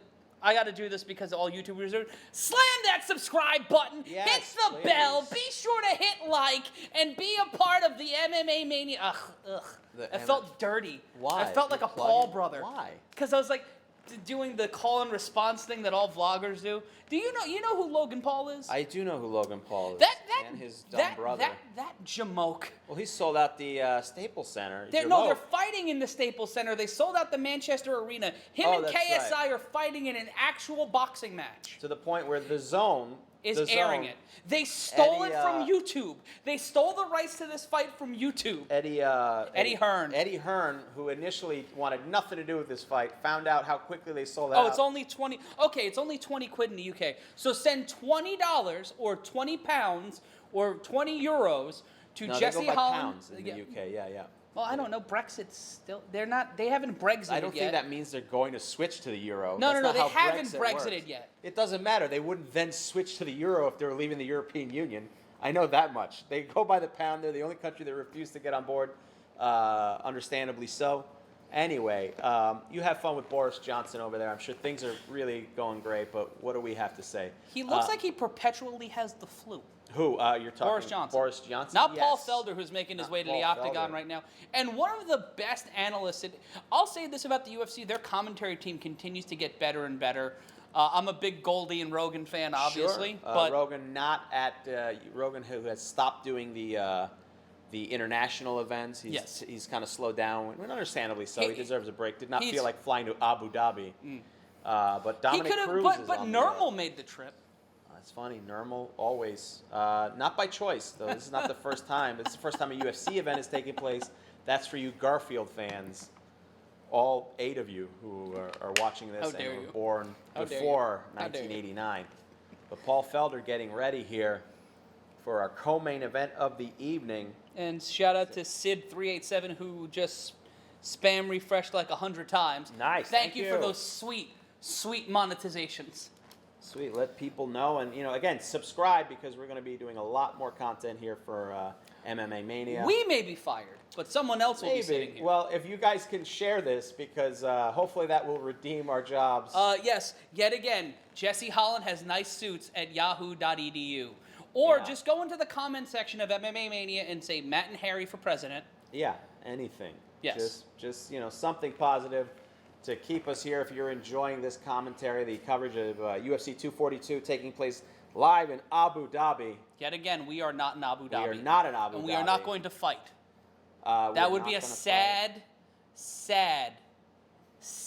fight. It would be a sad fight for you guys, for sure. Yeah. I mean, it would be a lot of 2 guys getting very winded. 2 guys attempting to do impressions of jiu-jitsu that they've seen. So a lot of moving legs in a way that you think makes sense, but if you watch it back on videotape, makes no sense at all. But you know what? If Logan Paul can do it, if we get enough people watching and subscribing to MMA Mania, yes, you know that we'll do something that stupid. I mean, this is show business, folks. I'll fight the Bagel Boss. I'll fight him. I'll fight him. I feel like there's a long list of people who want to fight the Bagel Boss. I'll take him. I don't want to fight the Bagel Boss. I feel like I have to. I feel like it's a cultural imperative. Well, listen. It's like, remember the dude with the 8-ball jacket, that viral video from a few years ago? Yes, I remember. I feel like he should be called upon, much like Batman, to take down the Bagel Boss. That would be great. I just like the guy in the 8-ball jacket in general. I think we should have a postage stamp on him, an American hero. But here we go. Edson Barbosa. And again, it's interesting. A lot of Brazilian fighters on this card as well tonight. I don't know the political reason for that. Maybe you can explain it. What was it again? There's a lot of Brazilian fighters on this main card as well tonight. I understand the big Russian influence. I don't know if it's coincidence or what. It's because most of the people in mixed martial arts are Brazilian, Harry. I mean, they created the sport. I gather, but it's like asking, why are there so many British rock stars? They basically made the art form. Well, stole the art form, but you know what I mean. Yeah, that was Chuck Berry, who stole that from somebody else. Apparently. Yeah, exactly. Stole it from Howlin' Wolf. Paul Felder and Edson Barbosa, all you Chuck Berry fans. Yes. Tail of the tape here. Barbosa having a 4.5-inch reach advantage and a 0.5 weight advantage. Both of them standing at 5'11". Barbosa 33, Felder 35, and this coming in from Nurmal over in Abu Dhabi. Todd Duffy, the youngest fighter in UFC history to score a TRT exemption, is also in attendance tonight at UFC 242, perhaps forgetting they don't have Dairy Queen in the desert. Oof. Well, that's one. I love Dairy Queen. When I was working in Staten Island, there was a Dairy Queen in the Staten Island ferry lobby. That was bad. That was bad for me. The Dairy Queen. The Dairy Queen. Well, There being a Dairy Queen there was I like that very their bad whole for me. advertising scheme is that you can hold their food upside down. That's how you know it's good, folks. And the introductions here so far going on. Again, Edson Barbosa, 12 of his wins have come, as you mentioned, by TKO or KO. The one on the right looks. Someone says I look and sound like Zach Galifianakis. I've been haunted by this for a I don't decade know if you now. sound like him. Just because I'm humorous. Looks Yes. and sounds. Thank you, Peanut right. Gallery. Thank you, the audience As if here. one wasn't already hurtful enough. It's sold out at the curtain here today at the Den BK. A ginger, what are they calling him? Let's see. All right. Ginger. Let A us lot hear of- how the ginger does in the ring. They're meaning Paul Felder, not me. Are they but- though? Are they Am though? am I fighting now? Oh, I don't know. We just All talked right, about well, fighting a minute all right, ago. Tom. But you know what? As part of my pay, you're going to have to pay for me to get jiu-jitsu lessons apparently now because I'm fighting somebody. Barbosa and Felder, here we go. Back fist, spinning back fist by Felder to start the fight. And ESPN Plus being ESPN Plus. And we are back to live action. This is one of the ESPN Plus deals, one of the worst deals in the history of mixed martial arts. Another back fist by Felder, just spamming the LBX button for those who play UFC 3 on their Xbox. And Another low kick by great- Barbosa, almost tripped up Felder there. A lot of low strikes, a lot of low kicks from Barbosa. And this is a rematch from 2015 where Barbosa beat Felder. So Felder looking to not only jump in the rankings, he's ranked 10th at 155 pounds against Barbosa, who is ranked 7th, but also get a measure of revenge. So far, two fighters are another kick from Barbosa. Couple swings from Felder, but nothing landing. Trying to go for an underhook. Locks into double underhook, Gets single underhook, and gets him against the cage. Felder going for his eyes. He might have got a little bit of scrape there. Knee to the thigh by Felder against the cage. Felder has Barbosa against the cage, and now Barbosa trying to swing out. Herb Dean, your referee. Barbosa trying to push off Felder and get off the fence. 3:38 left to go in the first round. And again, just has him up against the fence. Herb Dean telling both fighters to get in motion. And another knee from Felder, but escapes. Now the fighter's back in the center of the ring. Someone turned the faucet on. Felder is bleeding from the nose. Oh boy. Yeah, he's bloodied. And another And you gotta of wonder kicks how from the Bar- heat is affecting that. Because if you get hit in the nose is very sensitive. And if it's a dry heat there, and that nasal cavity is a little dry, it's not moist, that could cause a lot of blood. And that could change the scope of this fight without them even trying. That could be a light brush to the nose. That could not be a broken nose. That could be just something simple due to the weather and due to the circumstances these fighters are. Ooh, a couple swings there from Felder. Gets Barbosa against the cage again. And if you're looking at this just during the pure eye test, Felder controlling the pace of this round, but that blood transferring from the nose to Barbosa's shoulder to Felder's head. Another body kick checked by Felder. And those painful strikes from Barbosa just landing on the ribs, the legs, and slowly sort of chopping him down like a tree here. Barbosa getting a lot of strikes. But Felder kind of keeping pace, battling against the reach of Barbosa. Leaning in, quick combo to the body and then up to the head, missing with that 1-2. Sign of respect from both fighters. It's 2:08 left to go. And the Herb referee Dean will stop things, and they're going to getting call in the doctor for to Felder. Check out Felder, who was busted open on the nose and the forehead. That might be from a headbutt. Yeah, they're suggesting it might be from a headbutt. Just trying to check out where those points of blood are. And there it is, a there's a headbutt by Barbosa. Accidental headbutt. Clipped Felder in the shoulder. But the doctor's saying he's Felder in the okay. head. And the fight will resume here in the first round. And a show of respect between these two. But 2 minutes left in this first round. And again, right back to the kicks from Barbosa. Quick leg strikes attempted combinations by Felder, but not really landing anything impactful. A front face kick to Barbosa. Quick right hand from Barbosa. Throwing an elbow was Felder, who has the record for most UFC wins via elbow with 3. And that is, and a spinning heel kick by Felder. Just pulling all the tricks out of the bag here in the first round, Harry. Yeah, going for something different, but you can see the blood just trickling all over Felder's face. And it's because of that heat. It's trickling down. Well, There's thinned nothing the blood really. as well, no? To some degree. But that would make it come out more. Yeah, that's what I'm saying. Yeah, in the old wrestling days, you pop a couple of Advil, pop a couple of aspirin when you gig, so the blood would come down and make it look. Ooh, wow, what a kick from right to Barbosa. the body, right to the hip, And right to the ribs. You can't hear it, but those are the kicks that you hear from a mile away. Just sound like tree bark snapping, those type of kicks. Sounds like a fish being thrown in a market. Yes. Trying to go for an elbow again is Felder. Different analogy. And again, Felder's still in this, but again, it feels like a very long round for Felder. Because again, we're only in the first round and 35 seconds still left in the round. Felder's still up in the center of the ring, controlling the motion. But Felder getting him against the cage. Barbosa shaking it off. 30 seconds now left to go in round 1. Quick combination by Barbosa. Almost slipped on the octagon canvas. And a low kick by Barbosa.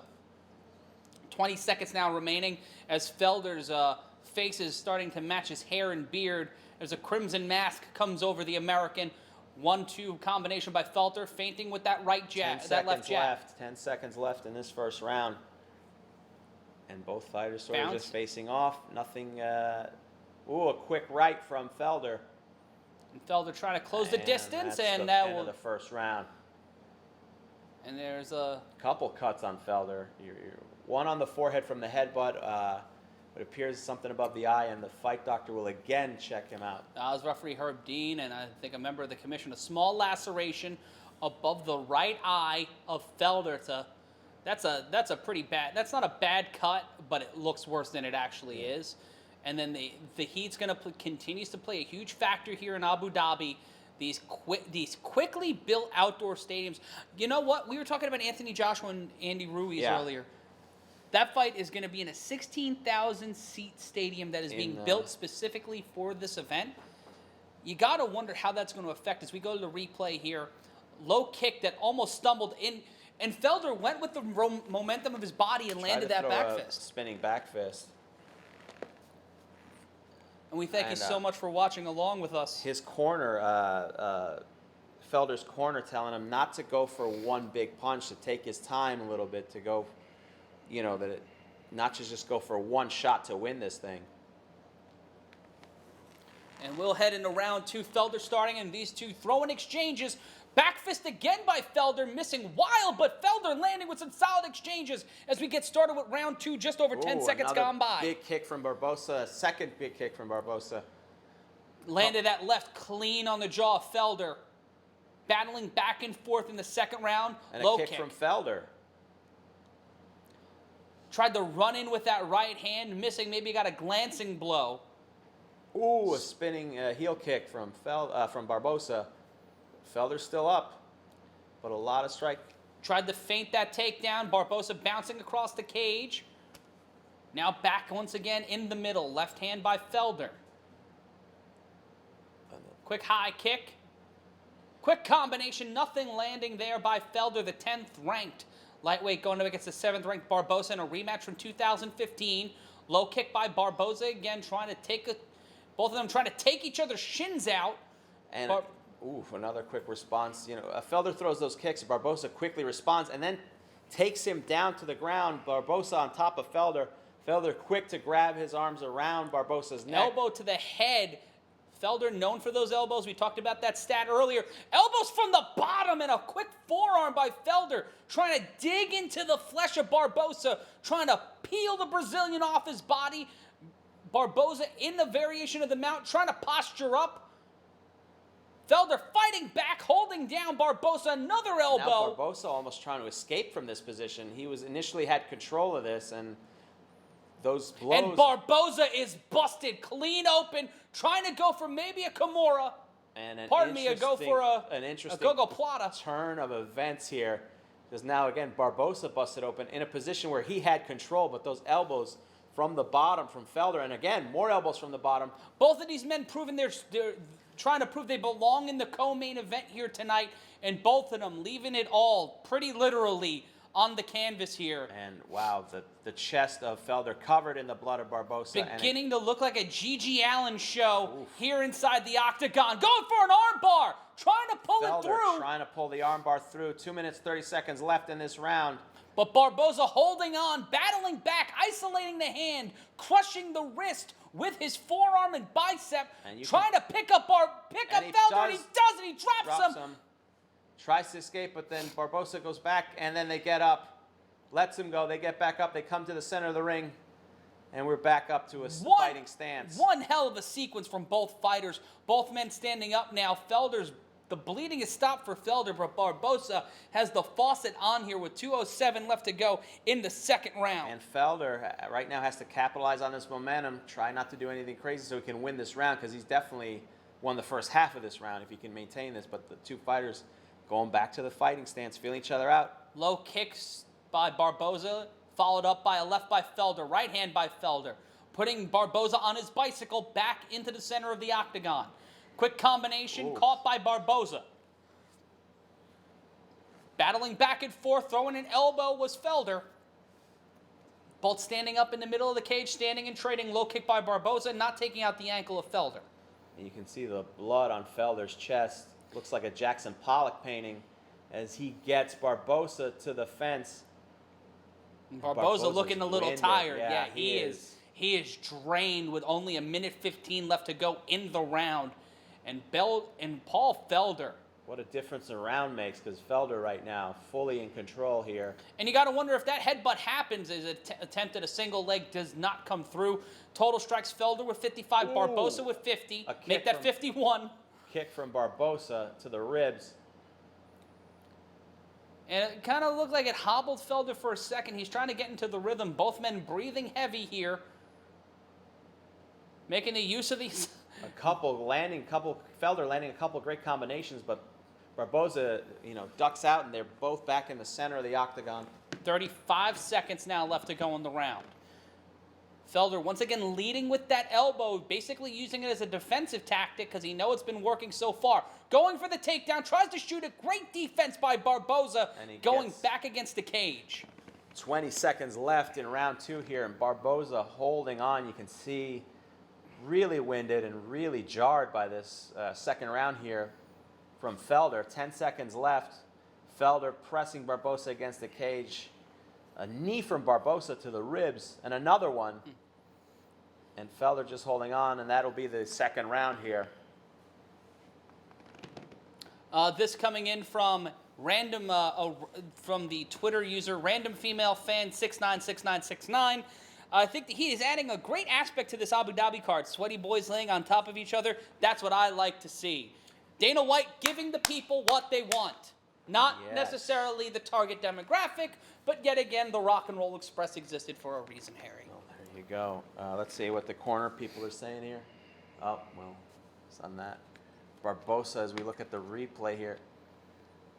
Felder initially taken down by Barbosa. Looked like it was going to be the same from round one. But he caught him with that elbow, caught him with the point of the elbow from the bottom that turned the entire round around.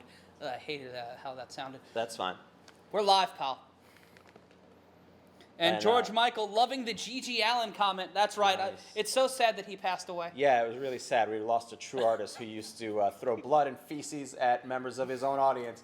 People who paid to come and see him. Really a true legend. It's sad that he's not in the Rock and Roll Hall of Fame. Well, I was going to put you in the biopic I was writing about him. Start round three. It was going to be a rock and roll musical. G.G. Allen. I'm supposed to sit here and go, yeah, no, he's a real genius. Let's start round three here. And...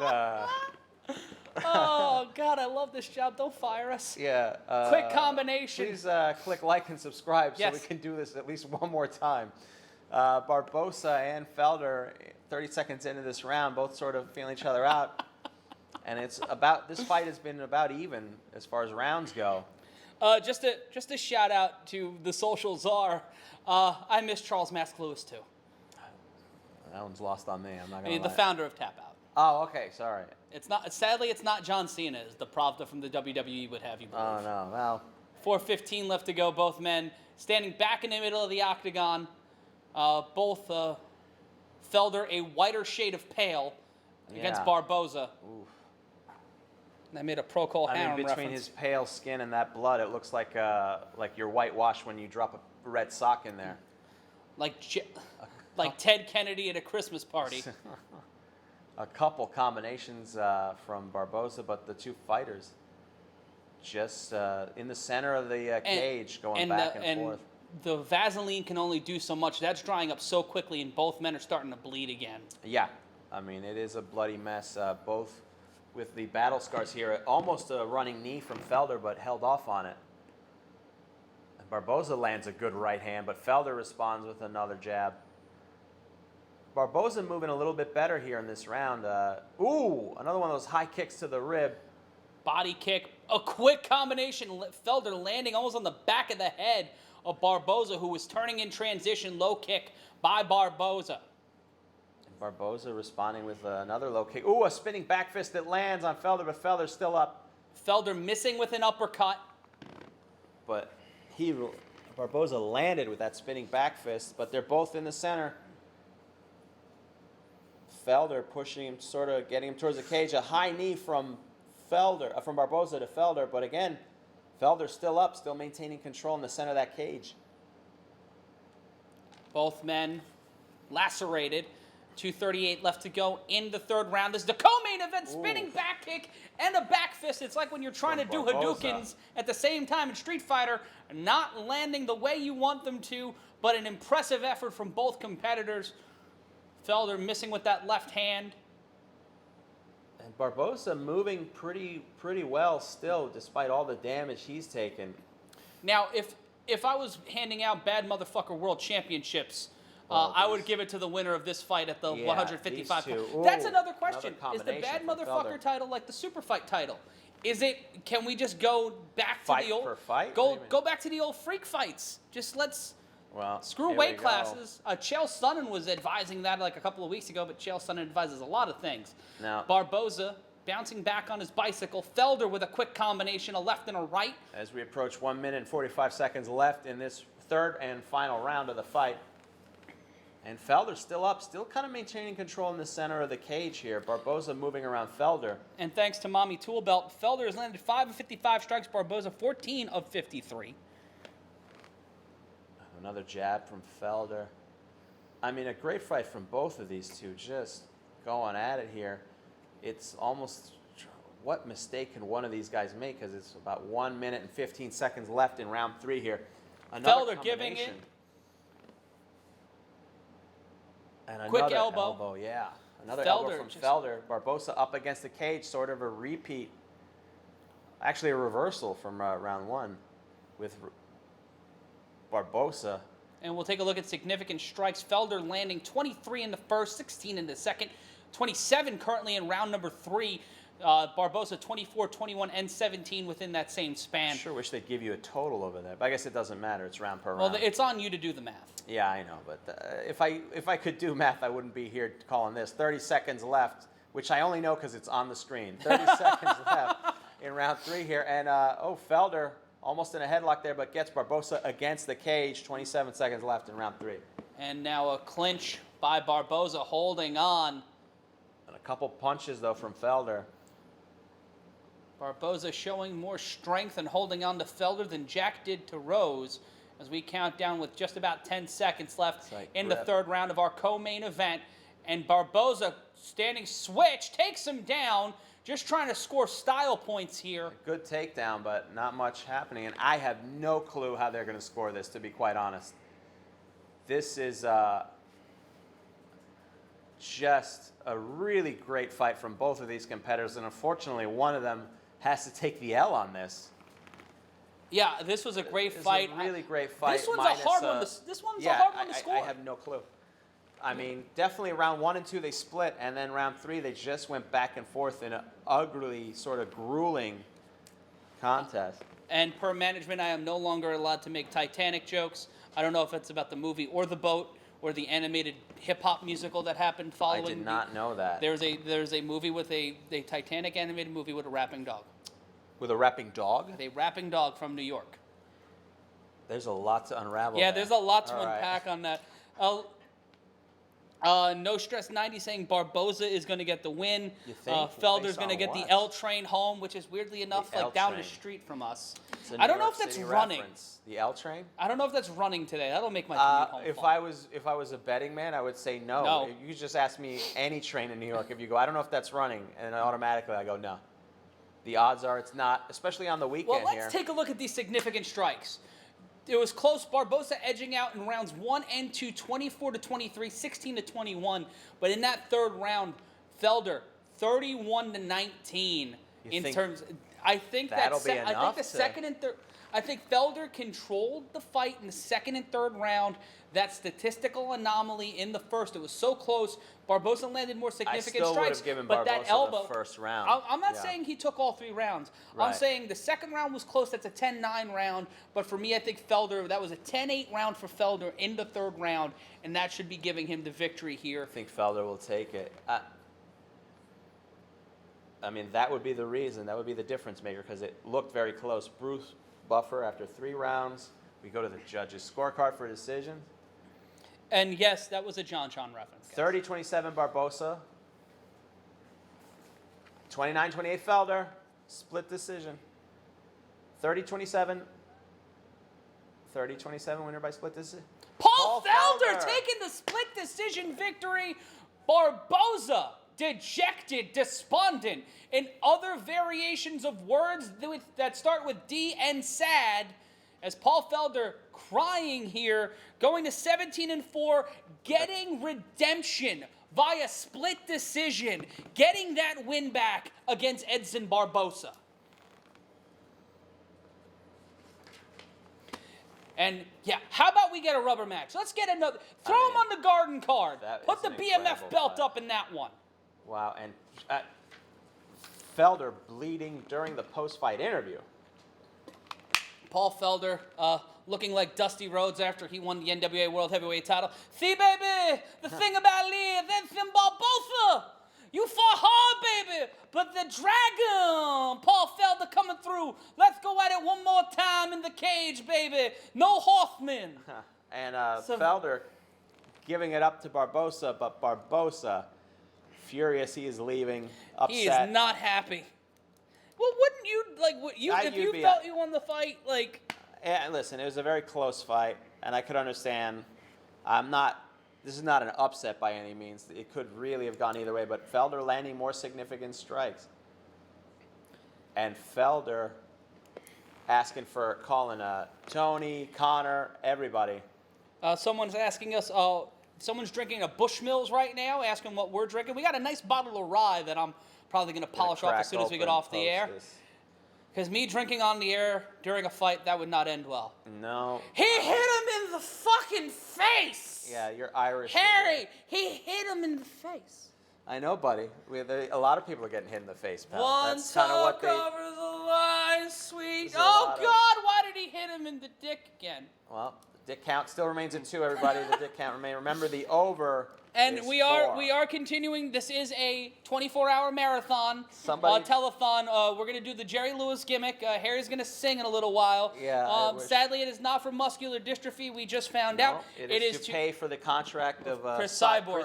Cyborg, who is joining Bellator at a very And hefty price. And it is also to pay for someone to shoot the person editing Chris Cyborg's vlogs to make sure they are not taking things out of context. Yes, and also the wheelchair for whoever ends up facing Chris Cyborg and gets significantly hurt. Someone asking if there's fake money in this safe. I don't know. Yeah, it is. Harry, fake I got 10 grand here. All right. I'm gonna put 10 grand on this fight. And who do you have on this fight? well, If you know we're what? betting The fake interesting money- thing if you read the MMA Mania Facebook page, Yes. they believe that every single person in MMA Mania Mm-hmm. is on the take for Khabib. The quote was, I do believe MMA Mania is Dagestan Mania. MMA Mania is Dagestan Mania. They dick ride for Khabib. Well, Unlike dicks out for Harambe, it was dick We- ride for Khabib. we both did have to, as part of our contract, we both had to convert to Islam, which was very, I mean, it was a quick conversion, so I didn't really read the whole thing. Yeah. So And that was part of it. people wanting this money, this $10,000, this totally legit $10,000. But as far as our bias towards Khabib, Khabib, I'm gonna put this $10,000. It's fake $10,000. Shut up. Okay. I'm gonna put it on Dustin Poirier. Dustin Poirier, you think? Put it on Poirier's Dustin Poirier. Even though Khabib has the better gumbo recipe, which yet again, death threats were made yesterday on MMA Mania social media. If it's two things people from Louisiana love, it's gumbo and day drinking, and you have insulted the fine people of Louisiana. No Stress wants a shout out. Who won? Shout out to No Stress, and Stress. this coming in from Nurmal via our live coverage in Abu Dhabi. For our political fans in the audience, Fox News host Laura Ingraham attempted to drink a steak stuffed with iridescent light tubes through a straw, which is also known as the John Zandig special. Nice. All right. Wow. Laying the law, once again, People prepare who for are war. Political Laura Ingraham. fans and fans of death wrestling, and That's where the power lies, between here and here, brother. the famed John Zandig pose. Yes. And as we No go- Stress 90 say we've got predictions here. Khabib taking the L train home. Poirier is going to take this fight. Earlier today, it was Conor McGregor still ranked third, by the way. well, despite you know, not having he fought. did win the title. Did he defend the title? No, but did he win the title? Still ranked third. It's interesting. I love Conor. I love watching the show that is the Conor McGregor show. And it was Las Vegas, October 6th, so less than a year. Feels like a lifetime ago. Now, we were watching this fight We were at watching home. live, yes, correct. Live from the couch, as we are live from the couch here today. Yes. And It a was, riot broke out. A riot did break out. There were arrests made. I mean, this was the fight of the year as far as hype went, as far as publicity went, and Khabib just destroyed Conor McGregor. And I'm a Conor fan, but He ate his manhandled breakfast, him. lunch, brunch, and dinner. And a lot of trouble for Conor McGregor. The fight, it did not go well. I apologize. It is Khabib, not Khabib. I've heard it pronounced both ways. Also, It's we are from Khabib. New York, where it has been both back and forth, and we've known people with both nomenclatures. And we're watching the highlights. And again, remember, Khabib going into the crowd. Some people asking us if it's gonna end in a KO or a TKO. You know, we've not seen much of his chin, and MMA Junkie getting a shout out from the footage just now. MMA Junkie had the. That's the beauty of Thank the internet. you, Dana. You may hate us, our bosses. You don't hate our us. website. Just certain people who work here. That's Yes. all. Friends of ours. You know. People who employ us. I'm not banned Also, from fun WNY. fact: a member of this main event has us blocked on Twitter. Really? Okay. Yep. Which one and why and when? Oh, that'll be up for the fans to decide. Oh, which member has us blocked on Twitter? Yeah. Is it? My guess is that you're insulting the gumbo recipe. Is what got you blocked by No, Dustin you know Poirier. what? Poirier. It's Poirier. It's Poirier. No, you got to say it with a level of southern. Of Poirier. Of cultural appropriation?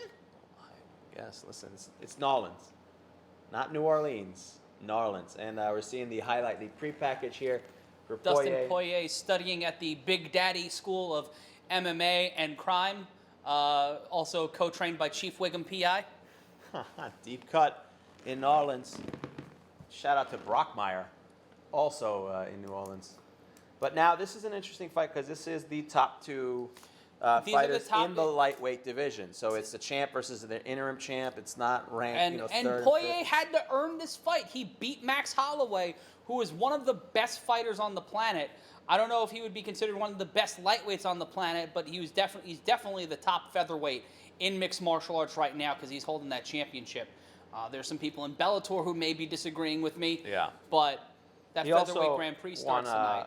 5 of his last 7 fights with a KO loss to Michael Johnson at UFC 94 and a no contest against Eddie Alvarez at UFC 211 due to an accidental knee, which is not, Those are always a rough way to And he's take been it one out. of the longest tenured fighters in the UFC, fighting for a Zuffa-owned promotion at some point since 2009, getting his start in the WEC, which is where a lot of the lower weight classes, like lightweight, featherweight, and the like, got the revival that it desperately needed in the late aughts. It would really launch him in a significant way to beat Khabib. I mean, No stress from Kelly wants another shout out. Yeah. Thank you, No Stress 90s, for being a part of the conversation and thank you, everybody, whether you like us or not. Hit that subscribe button. Hit the notification ding-a-ling button every time we put up a video here. And a shout out to California. And thank you so much, Radface. People like us, Harry. Yay. This is so much different than our actual lives, where people like us for what we do. well, I mean, that depends. If people like me for what I do, if you don't like yourself, that's a whole other thing. That's we fair. don't have time That's to sit fair. here. If you want, after we're done with the main event, you can lay on the couch and we can do a therapy session to figure out. I don't know if that why will it get is or you lose hate. views. I mean, you know what? There's only one way to find out, brother. We'll see where the numbers go. Someone's asking if they're mopping up the blood in the arena. They are probably cleaning the mat down right now, but they're showing a video package hyping up this fight, which is probably as long as one of Coppola's films, Sophia It's or pretty Francis Ford. intense. They are building it up, And here we go with a light show, sadly not a laser light show, as it is time for your main event. It's Khabib. It's Nurmagomedov versus Poirier. It's Goulash versus Gumbo. The interim champion versus the undisputed lightweight champion. I know. Who the fuck is the best at 155 pounds? And there here was- comes Dustin Poirier from coming out to a Lafayette. little bit of James Brown, which I can dig. Why not? Fellow Louisianan. Is James Brown Yeah. from Louisiana? Oh, maybe that's what it's all about. The with the Florida Deli, Fleur-de-lis. Fleur-de-lis. You were Florida. slurring like me. Look, Harry, Yeah. the motherfucker's got the Saints logo on. And he's Drew proud to Brees is a bitch. be New Orleans. Why would he hate Drew Brees? Wouldn't he love No, Drew this Brees? is Drunk Matt. Oh, this is Drunk Matt, not Yeah. Dustin Poirier. I'm sorry. You're angry that they have Drew Brees and the Saints. Although I'd break a lot of quarterback records if I played in the Dome 8 weeks a season. But that's another conversation. Do I think Drew Brees is somewhat overrated? Maybe. Gonna get a shot at. There we go. Poirier kissing his wife. I Well, hope. we assume that his wife. It would be weird if it was not, because he is, in fact, married. Tony Ferguson. Is Tony Ferguson next in line? If he avoids some cabling, if he avoids doing media, if he pulls a Khabib and doesn't do media, then he'll actually get his title shot. You know what? What was You the know whose last fault problem? it is for all of this? Yes. It's Tony Ferguson's fault. Hot take. Stephen A. Smith level of hot take. If Tony Ferguson doesn't get hurt, UFC 223 Media Day chaos does not happen. Mm-hmm. And you know what? Al Iaquinta sadly is selling houses and not on the co-main of the next UFC card. Well, that's how quickly we call that the butterfly effect. It's Matt. Fox. You know what? It's Fox Sports' fault because he was doing a Fox Sports media commitment. Maybe that's why they jumped to ESPN and we have to watch this on ESPN Plus like some schlubs. What was that? Did you hear them do a little scratch? Oh, you're not listening to the feed. Sorry, they did a little bit of a record scratch. Is it a remix? I don't know, but Poirier taking his time getting in the ring. Someone's asking, what's the crowd doing? Standing. Standing and sweating. I believe someone is having some sort of beverage. I crowd do doing? believe they're not selling alcohol, but if at this point in the evening they would have stopped serving alcohol. In the press room at every major fight, they don't allow alcohol in? Yeah, I mean, I'm sure somebody ruined that many, many times. Wasn't me. Are you sure? No. I've never seen alcohol in the press room. Although, yeah. But I guess if you drink out of a suntan bottle, everyone thinks you're nuts. Yeah. That you put vodka in. All of a sudden, you look like the weirdo while you're trying to talk to Colby Covington at 4 o'clock in the afternoon in Newark. And now Khabib making his entrance. Again, the lightweight champion. Now you don't like the interim championships. I like the idea of the interim championships. I don't know what song it is. Let's hear it. And now it seems the air conditioner is working for the main event of the evening. Wait. Huh. You know, well, you know something. The air conditioner, I didn't realize that. And Khabib coming out in Now, his traditional, what looks like a white afro hat. Is that a Beyonce song? I'm trying to figure out what song he's coming out to.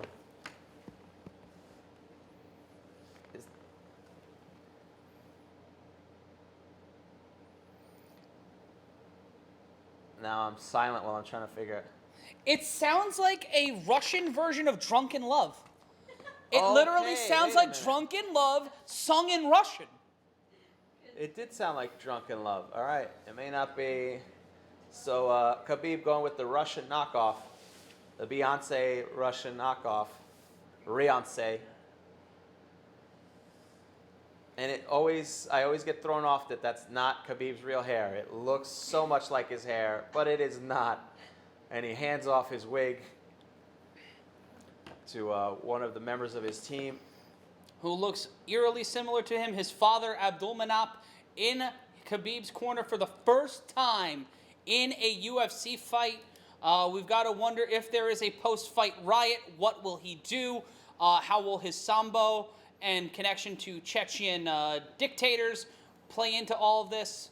But Khabib looking in tremendous shape for this, no doubt, as usual. How are they reacting? How's the crowd? the crowd right now, Harry, you can hear the sound better than I can. It is a very it's probably a very pro Khabib crowd. It's definitely pro Khabib for sure, but I mean, even aside, they're not exactly loud and boisterous. It's a little bit of a different culture over there as far as sporting events go. I mean, they cheer and stuff, but they 8 wins by knockout, 9 by submission, knockout. third most significant ground strikes in UFC history, and Khabib's coming out to the song Dagestan by Sabine Kors. It which sounds exactly like Drunken Love. It sounds like Drunken Love. Thank you. Who said that for us? That was Nurmal, live on the ground in Abu Dhabi, Turn. letting us know. Nice. Mommy Khabib, Tubal you're says that's the Russian national anthem. you're kidding. Yeah. GSP next for Khabib. I swear, if they do GSP Khabib, then Dana is just gone full blown. He's going 90s Japan pro wrestling crazy. Once you start booking the baddest motherfucker title and make that a legitimate title, I mean, everything is Now, on the is that table. going to be a fight under the unified rules, or is it just going to be them fighting at the Brother Jimmy's barbecue across the street? I mean, if you want to be the baddest motherfucker, it should really be defended 24/7. Yes, a it la should. The WWE 24/7 championship. So you should have to defend that title at a sip and save, parking lot. This also coming, Harry, Poirier can win every round 10-8 and still lose a decision here. I mean, it's sort of a hometown a little bit here for Khabib. Look at the massive crowd. But again, the crowd is very respectful. It's a different sort of sporting crowd. It's a Japanese crowd. Yeah, in reference, for those who don't know, Japanese crowds are for the most part very quiet. They appreciate and they applaud, but they're not as boisterous. They're not usually shouting and screaming during the contest. But Unlike American crowds, where we've been in the crowd for several fights. American crowds now we have taken towards shouting during the national anthem. So USA #1, that we have no problem with. Never go to a hockey game. Never go to a New York Islanders game. New York Islanders, Pittsburgh Penguins do it, the Chicago Blackhawks. And the tail of the tape, as Mike Goldberg would like to say, both are 30 years old. 1-inch height advantage for Khabib, who's 5'10", Poirier 5'9", both at 155 pounds. Poirier with the 2-inch reach advantage, 72-70 for Nurmagomedov, as we go to the sartorial splendor that is Bruce Buffer. And this is a 5-round fight because it is a championship fight. And it is a main event. And the main event as well, which is really uncomfortable because I do have to pee, and I want to be a professional, and I'm not leaving until this fight is over. You have a cup. That is true. Well, what angle are we shooting at here? No, we can't do it. Well, there'll be something to update for next time. I'll put a catheter in to make sure. But that just sounds like it hurts. Is Poirier I'm trying about to be professional and never leave because people on camera never leave, man. So what am I doing? The bathroom is literally less than 7 feet from me, but it would be tremendously unprofessional. I'm not going to do it, folks. I'm going to stick this through. So I'm hoping for a quick knockout. Whoever wins the Clay fight. Sharanowski, of course hockey games are awesome. We love hockey. I love hockey. It's the greatest sport in the hockey world. fans are garbage. You know what? They're not, but the hockey fans, I think, are the ones who started this tradition, if I'm correct, of shouting during the national anthem, which I find tremendously... I'm just saying Mike Milbury beat one of them up with a shoe for a reason. Oh, there's not enough of that. He was the original Khabib. Was Mike Milbury of the then Boston Bruins going into the crowd to beat somebody with a shoe. And the the pomp and circumstance of UFC ring announcing. Love it. I love it. You know what? I get goosebumps when they do that because it makes it feel bigger and more grand. And that's the thing that the UFC has gotten right. Their entrances are very low tech. Their production is the best in the world. They have the best announcers for the most part in mixed martial arts. I think we're the best announced team in regional internet-based mixed martial arts. Internet non-authorized commentary teams, I think we're the greatest. Teams that are, let's see. Also, here. hot take coming in from Nurmal 2-on-2, the best hockey game for PlayStation. Without a doubt. I'm a sucker for NHL Gretzky 94? for the 90s. Gretzky on the 64, and there's Poirier's wife and mother or mother-in-law, two lovely young women, possibly from Louisiana. And here's Nurmagomedov being introduced, 27-0, fighting out of Dagestan, Russia. Behind him, apparently, the ghost of a young child that died in the arena. That's a visual, folks. I'm sorry, but there's not much I can tell you. But that is creepy. Unfortunately, that low lighting on the octagon. And it's Khabib is walking into this a -500 favorite on the evening with the cauliflower ears to let you know that he is a grapple boy. See, that's how you know that he's not a punch boy and he's a grapple boy. Everyone wants you to go pee now. I know they want me to go pee now, but I already threw it out there. Again, if everything goes terribly, it'll be another half hour before I do, and Matt drinking water right in front of me. As long as it's not on me, I'm fine. I don't plan on it. I mean, I would hate for us to get kicked out of here because I pee on this lovely couch. But It's, you know what? It's the ghost from 3 Men and a Baby. oh my God. That was that ghost. That ghost just goes around from various things. And now the crowd actually chanting for Khabib. And definitely pro Khabib in this. Not surprising in Abu And Dhabi. here we go. Title fight time. Nurmagomedov fighting for the first time since a riot. And it's both men standing around, low kick by Poirier. Khabib bouncing up and down. And the crowd again chanting for Khabib.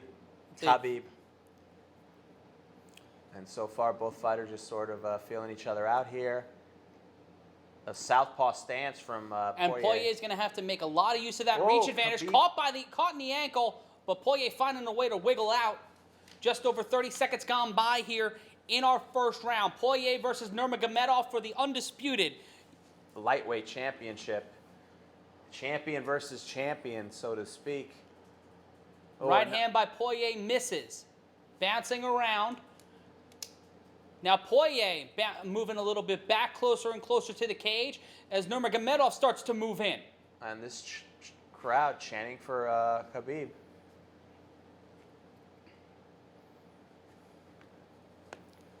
Low kick by Poirier. Going for a high kick, blocked by Nurmagomedov. 3:47 left to go. First round.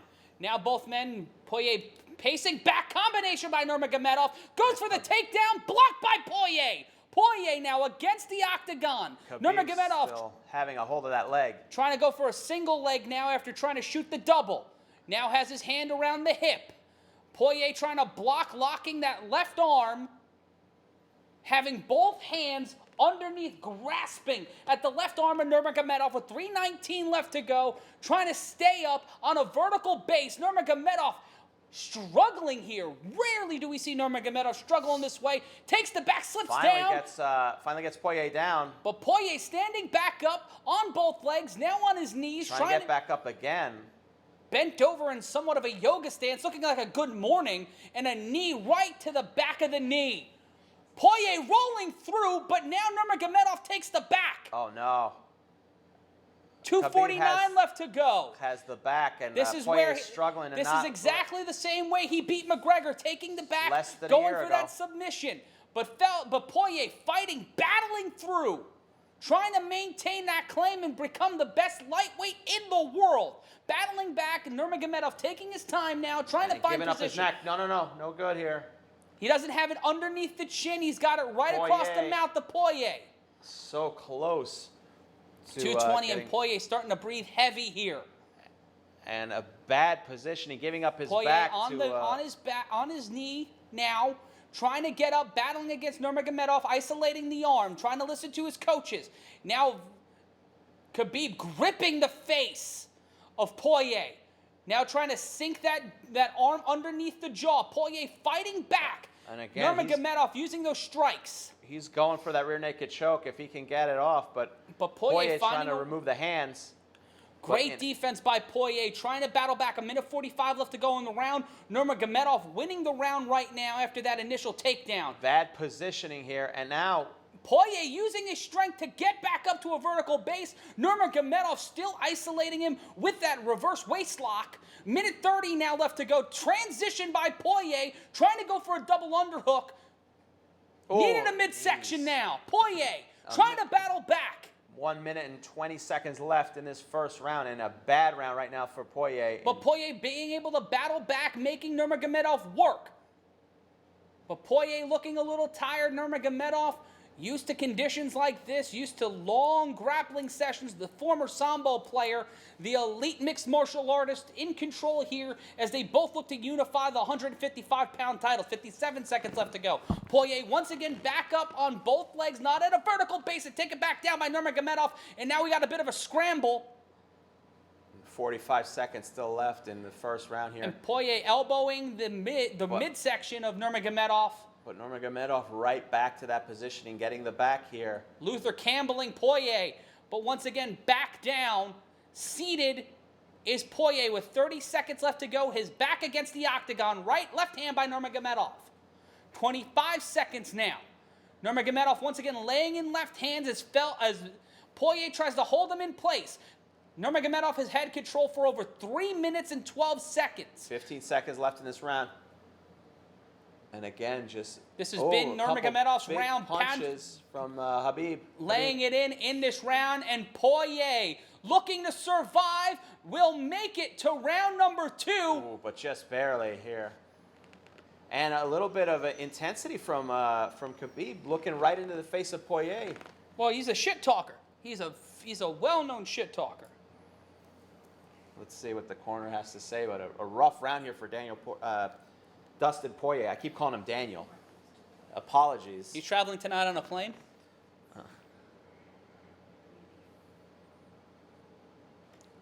And the crowd in the MMA Mania chat very split. Split on what? On that round? No, on who should they're win? rooting. Who they're rooting for? Because if you watch that round, there's no question right now. But yeah, corner. Poirier's gonna have to he's gonna have to start swinging. Yeah. He's going to have to be the aggressor here. He was very passive in that first round. He opened the barn door up for Nurmagomedov to get that takedown. But the pressure's on Nurmagomedov here. The pressure's on him after that performance against Conor, after being away for over a year with his father in the crowd for the first time, in his corner as a pro in the UFC. There's a lot of pressure there. The pressure's lesser on Poirier. This is about Nurmagomedov's legacy as we start round 2 and both men begin to circle. Nurmagomedov acting as the aggressor, low kick by Poirier. And Poirier's corner telling him basically he's got to land more strikes. He can't get caught in that cage. He needs to be more aggressive. Flying knee missed by Nurmagomedov. I think that was just trying to test the reach as Nurmagomedov continuing to talk shit. Left hand, right hand misses. Combination. It's easier said than done, but a lot Poirier, lighten him up. Poirier. Here comes Dustin Poirier, making Nurmagomedov go on the back foot. And now, missing that uppercut is Nurmagomedov. The champion now in trouble. Knee by Poirier. Here comes Dustin Poirier, swinging for the fences. Left hand misses Nurmagomedov, hitting with a right. Body kick. And this is exactly what his corner wanted him to do. They wanted him to swing more, to connect more punches. And he is moving Nurmagomedov. Pacing now, Nurmagomedov. And you can see Poirier getting a little tired there, but Khabib breathing heavy. 1 minute into the fight, into round 2 rather. Low kick, and Poirier feeling that stamina reserve get dropped, and so does he. But Poirier almost had him in a submission, almost was able to turn that around on Nurmagomedov, but once again, flat on his back. And Poirier on the ground against the fence. Nurmagomedov on top of him, trying to gain control, but Poirier trying to push off the fence with his feet. He cannot lock his toes in. He cannot lock his toes in. Nurmagomedov in control. 4 for 5 on takedowns, 80% success rate for Nurmagomedov in takedowns so far. 1 for 5 for Poirier. That's great in baseball. That's terrible in mixed martial arts, especially in takedown defenses. Nurmagomedov continues to slowly break down the Louisiana native. And he has him in a front face lock, sort of, but doesn't have it gripped, doesn't have a submission going, but wearing him out a little bit. And you can see the positioning of his arm, holding the leg so Poirier cannot get up. And you can see Poirier a little bit winded here as he leans up against the cage. Poirier is going to have to find a way to get out of this or just survive. And Nurmagomedov has his legs wrapped around Poirier's legs and just wearing him out against the cage. But Nurmagomedov breathing a little bit heavy too. You got to wonder if those strikes early on hurt him. Left to the ribs by Nurmagomedov. Poirier in a sitting position. Up against the cage. Nurmagomedov standing up. Smart move by Poirier. Back against the cage, making Nurmagomedov work, trying to get him to stand up and go back to a vertical base. Nurmagomedov trying to go for the underhook. Not able to succeed there. Left hand by Nurmagomedov. Takes the back now of Poirier. Trying to get up with 2 minutes And Nurmagomedov has laced Poirier. He's bleeding Poirier's above the eyebrow bad. Busted open. 2 minutes left in this round. Still in a bad position for Poirier. He is up against the cage. They're both on their feet here, but Nurmagomedov has the back there. Both backs bent, both men bent at a 90-degree angle. Double underhook attempt by Poirier. Now trying to go for a neck crank from a standing position. Poirier. Unable to go. Poirier back up. Needs to find a way to get Nurmagomedov off of him as the Dagestani in complete control here with 93 seconds left to go in round number 2. This is MMA Mania's live coverage of UFC 242, live radio play-by-play. I'm Matt Ryan, joined by Harry Terjanian, another single leg takedown, but Poirier immediately trying to get back up. Nurmagomedov maintaining control, reverse waistlock applied with that right hip, that right knee, digging right into the hip of Dustin Poirier, trying to take him back down, and Poirier gets the neck on Nurmagomedov. Is he trying to be able to get a neck crank in there? 1 minute Maybe left. a bulldog choke. 1 minute left to go in the fight, and Poirier trying. In the second round. In the second round, excuse me, of the fight, and trying to catch his breath a little bit, but a lot taken out of him, and Nurmagomedov gets out of that hold. But he's still up against the fence with a knee. But he gets a way to peel him off. Combination by Khabib and going for another takedown. Poirier trying to stuff it. Reverse waistlock applied. And now, again, same situation. Poirier finds himself against Poirier the fence. punching the knee of Nurmagomedov. A knee to the back of the leg by Khabib. The champion in control with 25 seconds left to go. Now 23 in the round. Sliding back down is Poirier, knowing he's got a better shot from the seated position than against the cage. Gets back up. 15 seconds now remaining in the second round as Nurmagomedov continues to dictate pace and control after an early flurry by Poirier. Another dominant round by the undisputed lightweight champion as a chance of an upset continues to grow shorter and shorter at the end of round 2 for Dustin Poirier. Harry, your thoughts? Oh, I mean, Poirier just leaning, not even getting to his corner, winded. You could see what this is doing to him. He doesn't even take 2 steps before leaning over and trying to catch his breath. A great flurry up front, as you mentioned, but just can't out-wrestle Khabib. Nurmagomedov. And I'm in the corner here, listening here. Dustin Poirier's corner saying they need the best effort out of him. And it's easier said than done. I mean, again, he landed a lot of punches early on in that round. It looked like a great round up front. But the second Nurmagomedov, what is wrong with me? I've been saying it before. Khabib. It's because you're stupid. Yeah, fair enough.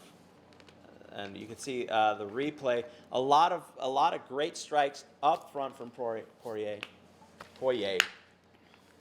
And then, You but got the pee on second ring. Khabib wrestles him to the ground, it's just there's not much he can do. And I think that's where that laceration came in.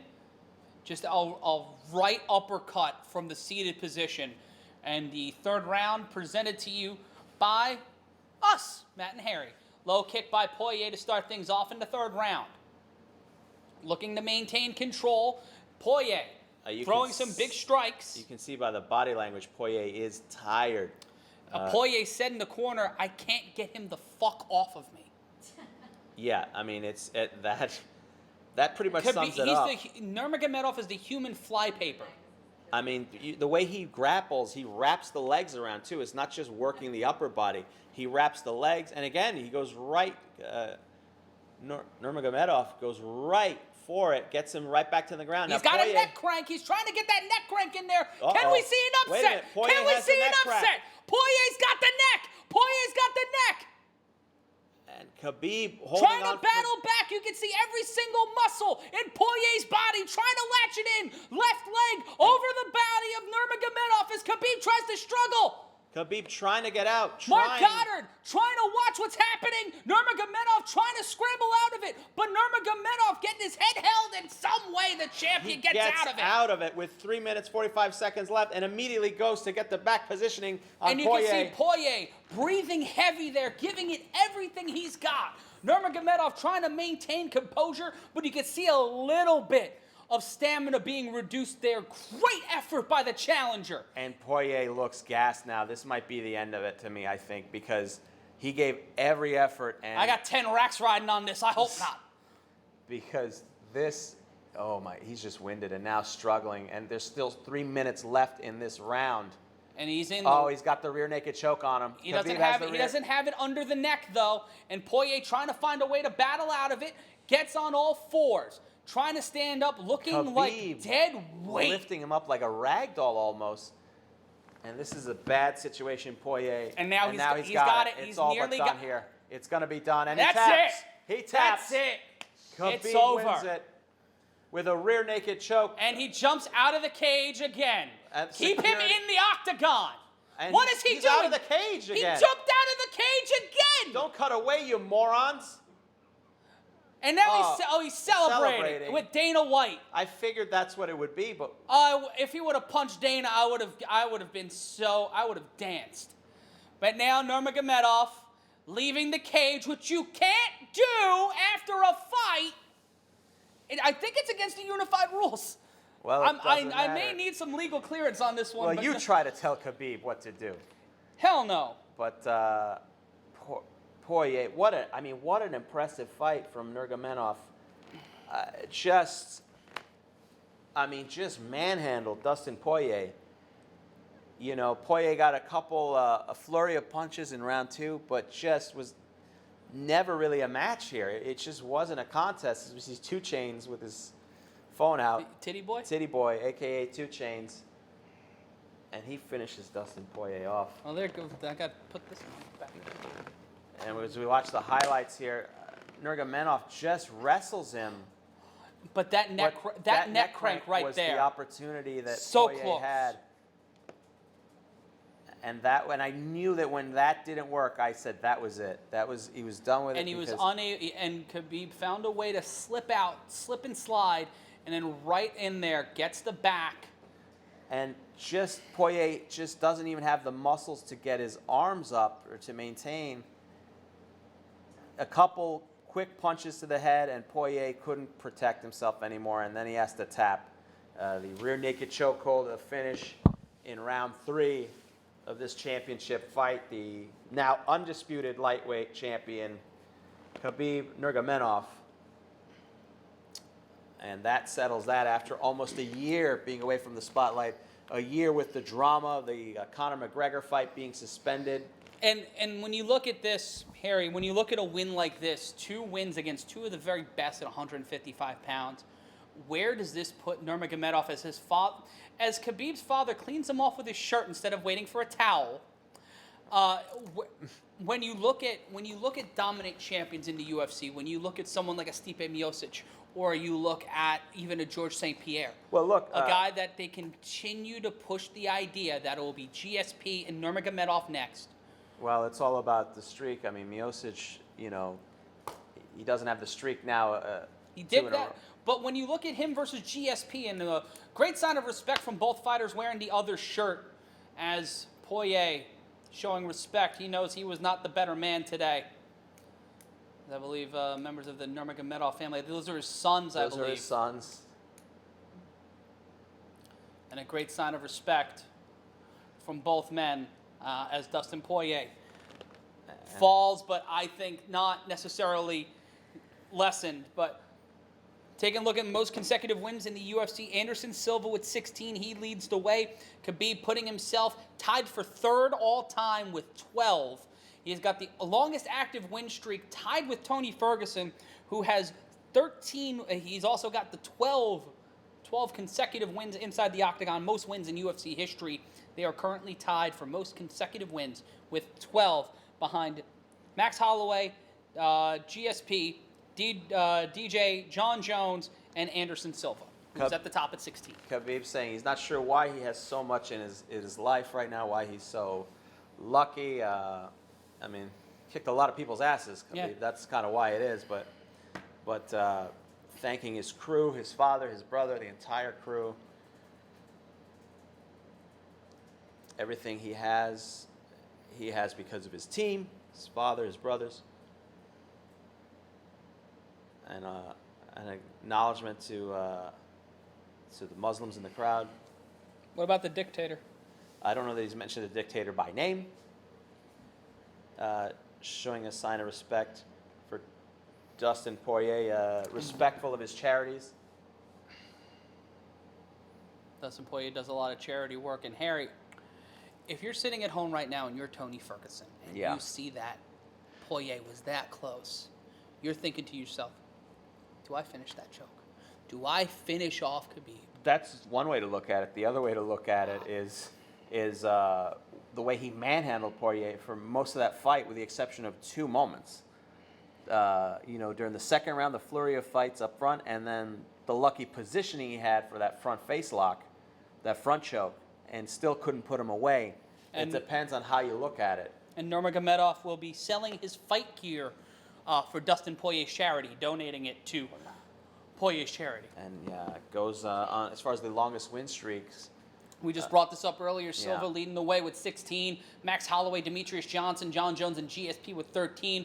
Nurmagomedov and Ferguson tied for third with 12. One of those 2 win streaks is going to be broken in their next fight. Nurmagomedov and Tony Ferguson, 2 of the best in the world at 155. Ferguson putting all the stuff that has haunted him this year behind him, all of the mental illness issues, some of the issues with his parents and his family. Now is the time for me. I think Tony Ferguson may be the man to bring down Nurmagomedov. We'll see. I mean, another tremendously just dominant performance, but in 2 different ways. Definitely the gave Conor McGregor a beating, and I don't know if that was because it was more personal to him. There's more of a dislike to him, towards Conor. Excuse me as I'm listening to both things here, but it's more of Nurmagomedov is just very gracious towards his Nurmagomedov team. just does not want to use a towel. Yeah, He's just using people's shirts. That's somebody's shirt or track pants that he's wiping off with, but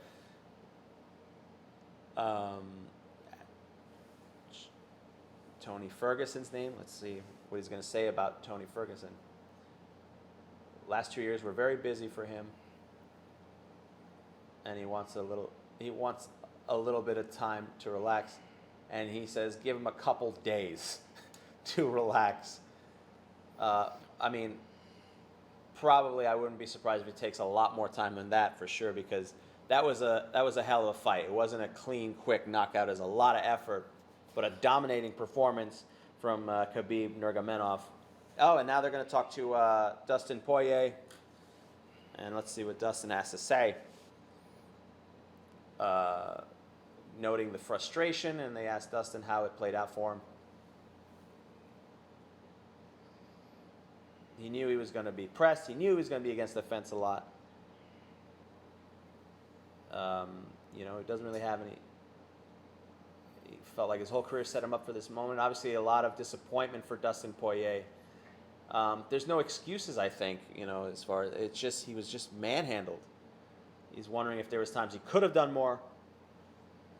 He feels I like he wonder was if this prepared. fight was held in a traditional arena or a traditional stadium, you know, where it's not 90 degrees inside the venue. I don't what know, changes? man. What changes? Like, there's Saying in times like this, you have to be graceful. He's proud of everything he's accomplished in the sport. He feels like he's got a lot left to give, a lot of tread on the tires, and he's going to need some time to think. He's, I mean, definitely disappointed. Dustin Poirier, disappointed. I think the most saying he's sorry for anyone he let down for this performance. It's a little rough to watch. Yeah, and but you know what?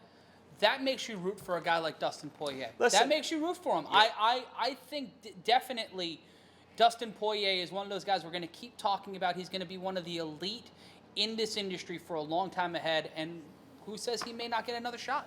I mean, he'll be back for sure, but just a dominating performance from Khabib Nurmagomedov. And let's take a look at this. Hey, is there a brawl taking place, or what's going on? His Oh, hat hold got on. knocked off. One Someone took second. his hat. Did someone take his hat in fun? It's all Khabib smiling, so it's all good. The hat removal someone service. tosses him A coat. A coat. So Did he have ring gear? Is there a ringside attendant or something? I don't know. You never know what's going to happen with Khabib, so we have to stop The there man for a jumped second. out of the octagon again as fans are trying to. It's Khabib Mania in Abu Dhabi, and as they wrap up today's pay-per-view at 4:53 Eastern Time. Thank you, Batman. Ferguson and Nurmagomedov is the most cursed fight in mixed martial arts. Well, what happened to stop it? For everybody They who have doesn't tried to fight 4 times.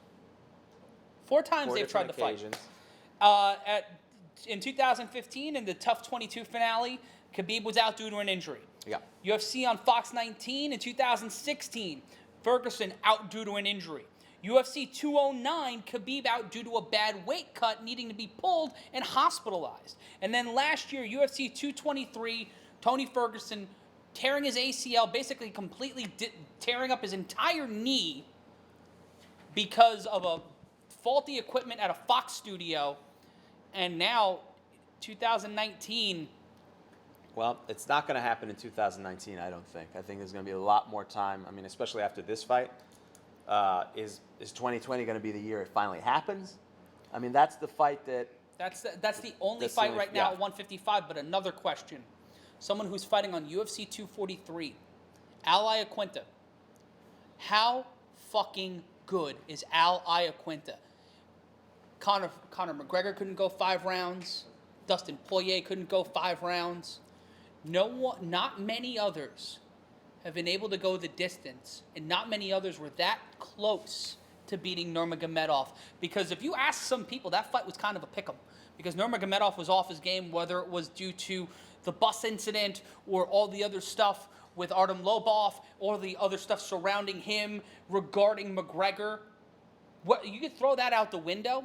Al Iaquinta is a guy, you know what? If he wins at UFC 243, you have to have the conversation of whether or not him and McGregor headline later this year, or if it's Iaquinta and the winner of Ferguson Khabib. Well, you know, I mean, it's got to be something. You got to do something with Conor, because Conor still has name value. He can still do another main event, and he needs another fight because, I mean, his record in the last 3 years, the guy hasn't won a fight in a couple of years. So you need something for him. It would be interesting to do that. That pairing, I think, would be great. And then you see what happens after that. I don't know if we'll see And another. you know what? Another guy we just watched tonight, against Edson Barbosa. If they don't have Barbosa, Felder 3, why not Felder Poirier? That would be a great Felder, fight Poirier. as well. I mean, Poirier. Poirier, Conor. Conor, you know, we were just talking about McGregor. Maybe McGregor, Felder. There's a lot of options in the lightweight division. There's a lot of options for some good fights to take place in the lightweight division. But obviously, Ferguson and Nurmagomedov is the top draw. Yeah. That's the fight everybody wants to see. But once they book that fight, and then that fight gets canceled because of whatever's going to happen to stop that Now fight for Ferguson the fifth has time. a bad weight cut. Yeah, so whatever happens to And stop that and fight Dana for the White, fifth time. is known for his inconsistencies, but he said numerous times that we'd never book that fight again after UFC 223. But now it's the only fight you can book. Yes, but he also just recently booked the baddest motherfucker That's title true. fight. So Dana is all over the place. He also said he'd never have women fighting in the UFC. He also said he'd never do gimmick fights, and then he gave CM Punk a multi-million-dollar And contract. James Toney.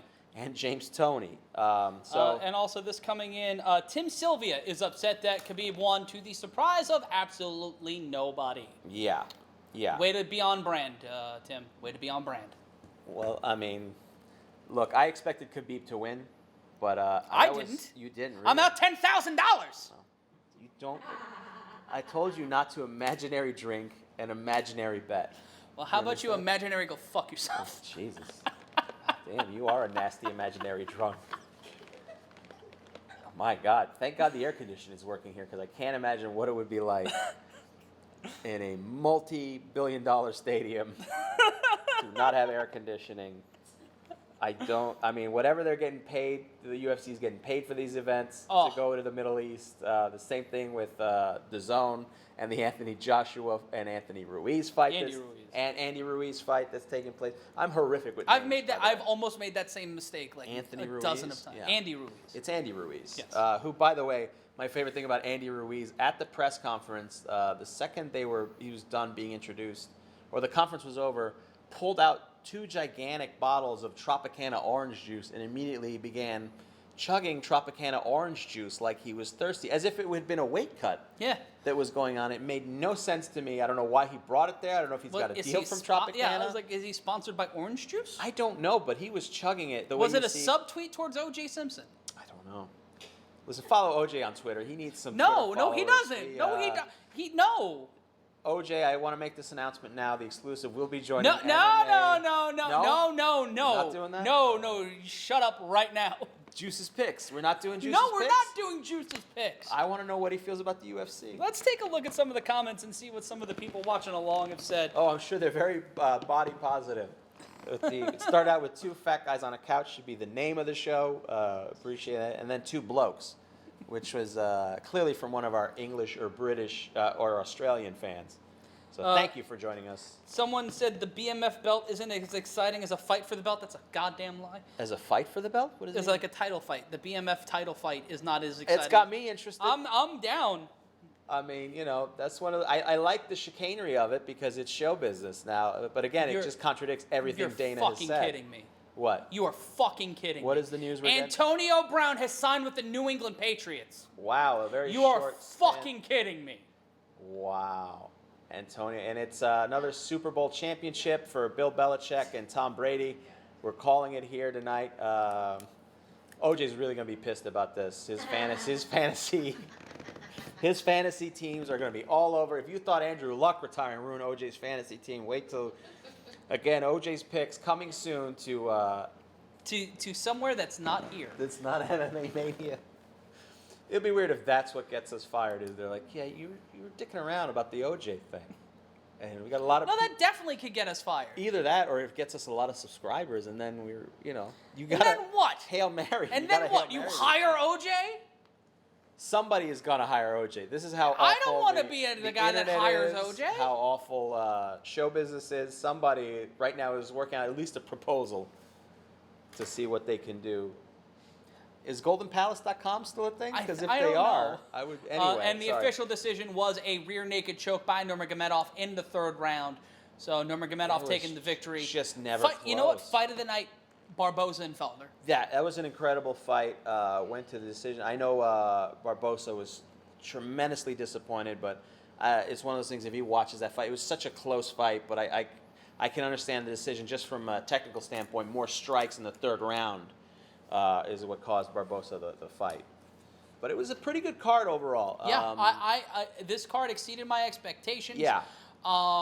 We saw some really good fights tonight. Not really a stinker in the bunch as the UFC rolls out their credit highlight sequence and their highlight reel. It is sadly not to face the pain, but we will endure either way. And yes, Antonio Brown has signed with the New England Patriots. Breaking news. Terrible news. Most of you watching this probably don't care, but Nurmagomedov, Ferguson, that's probably going to happen maybe early 2020. I would assume, yeah. Definitely, I think not for 2019. It's going to be a little bit of recovery time. And right now, folks, head on over to MMAmania.com. Head on over to the mothership, MMAmania.com, for the live UFC 242 post-fight press conference. Comments from Nurmagomedov, possibly if he decides to show up. Comments from Tony Ferguson, and more importantly, our favorite human being, Dana Aloysius White. Well, yeah. Well, that's it. Always That's it from good, here. Who knows what other belts Dana's going to unveil? Baddest motherfucker. Crazy, most unstable fighter. That could be another championship. Most sandwiches consumed in a moment. But Harry, this has been fun. I'm glad we were able to do this again, man. My friend. Thank you so much to Tom, to Jesse, and also thanks to Christine in the back for making sure everything, people, we knew who to shout out and who not to shout out. Thanks to Normal on the ground. And folks, head on over to MMAmania.com. Be sure to follow us on Facebook. We just crossed over 1 million likes. Head on over to Twitter and Instagram, MMA Mania.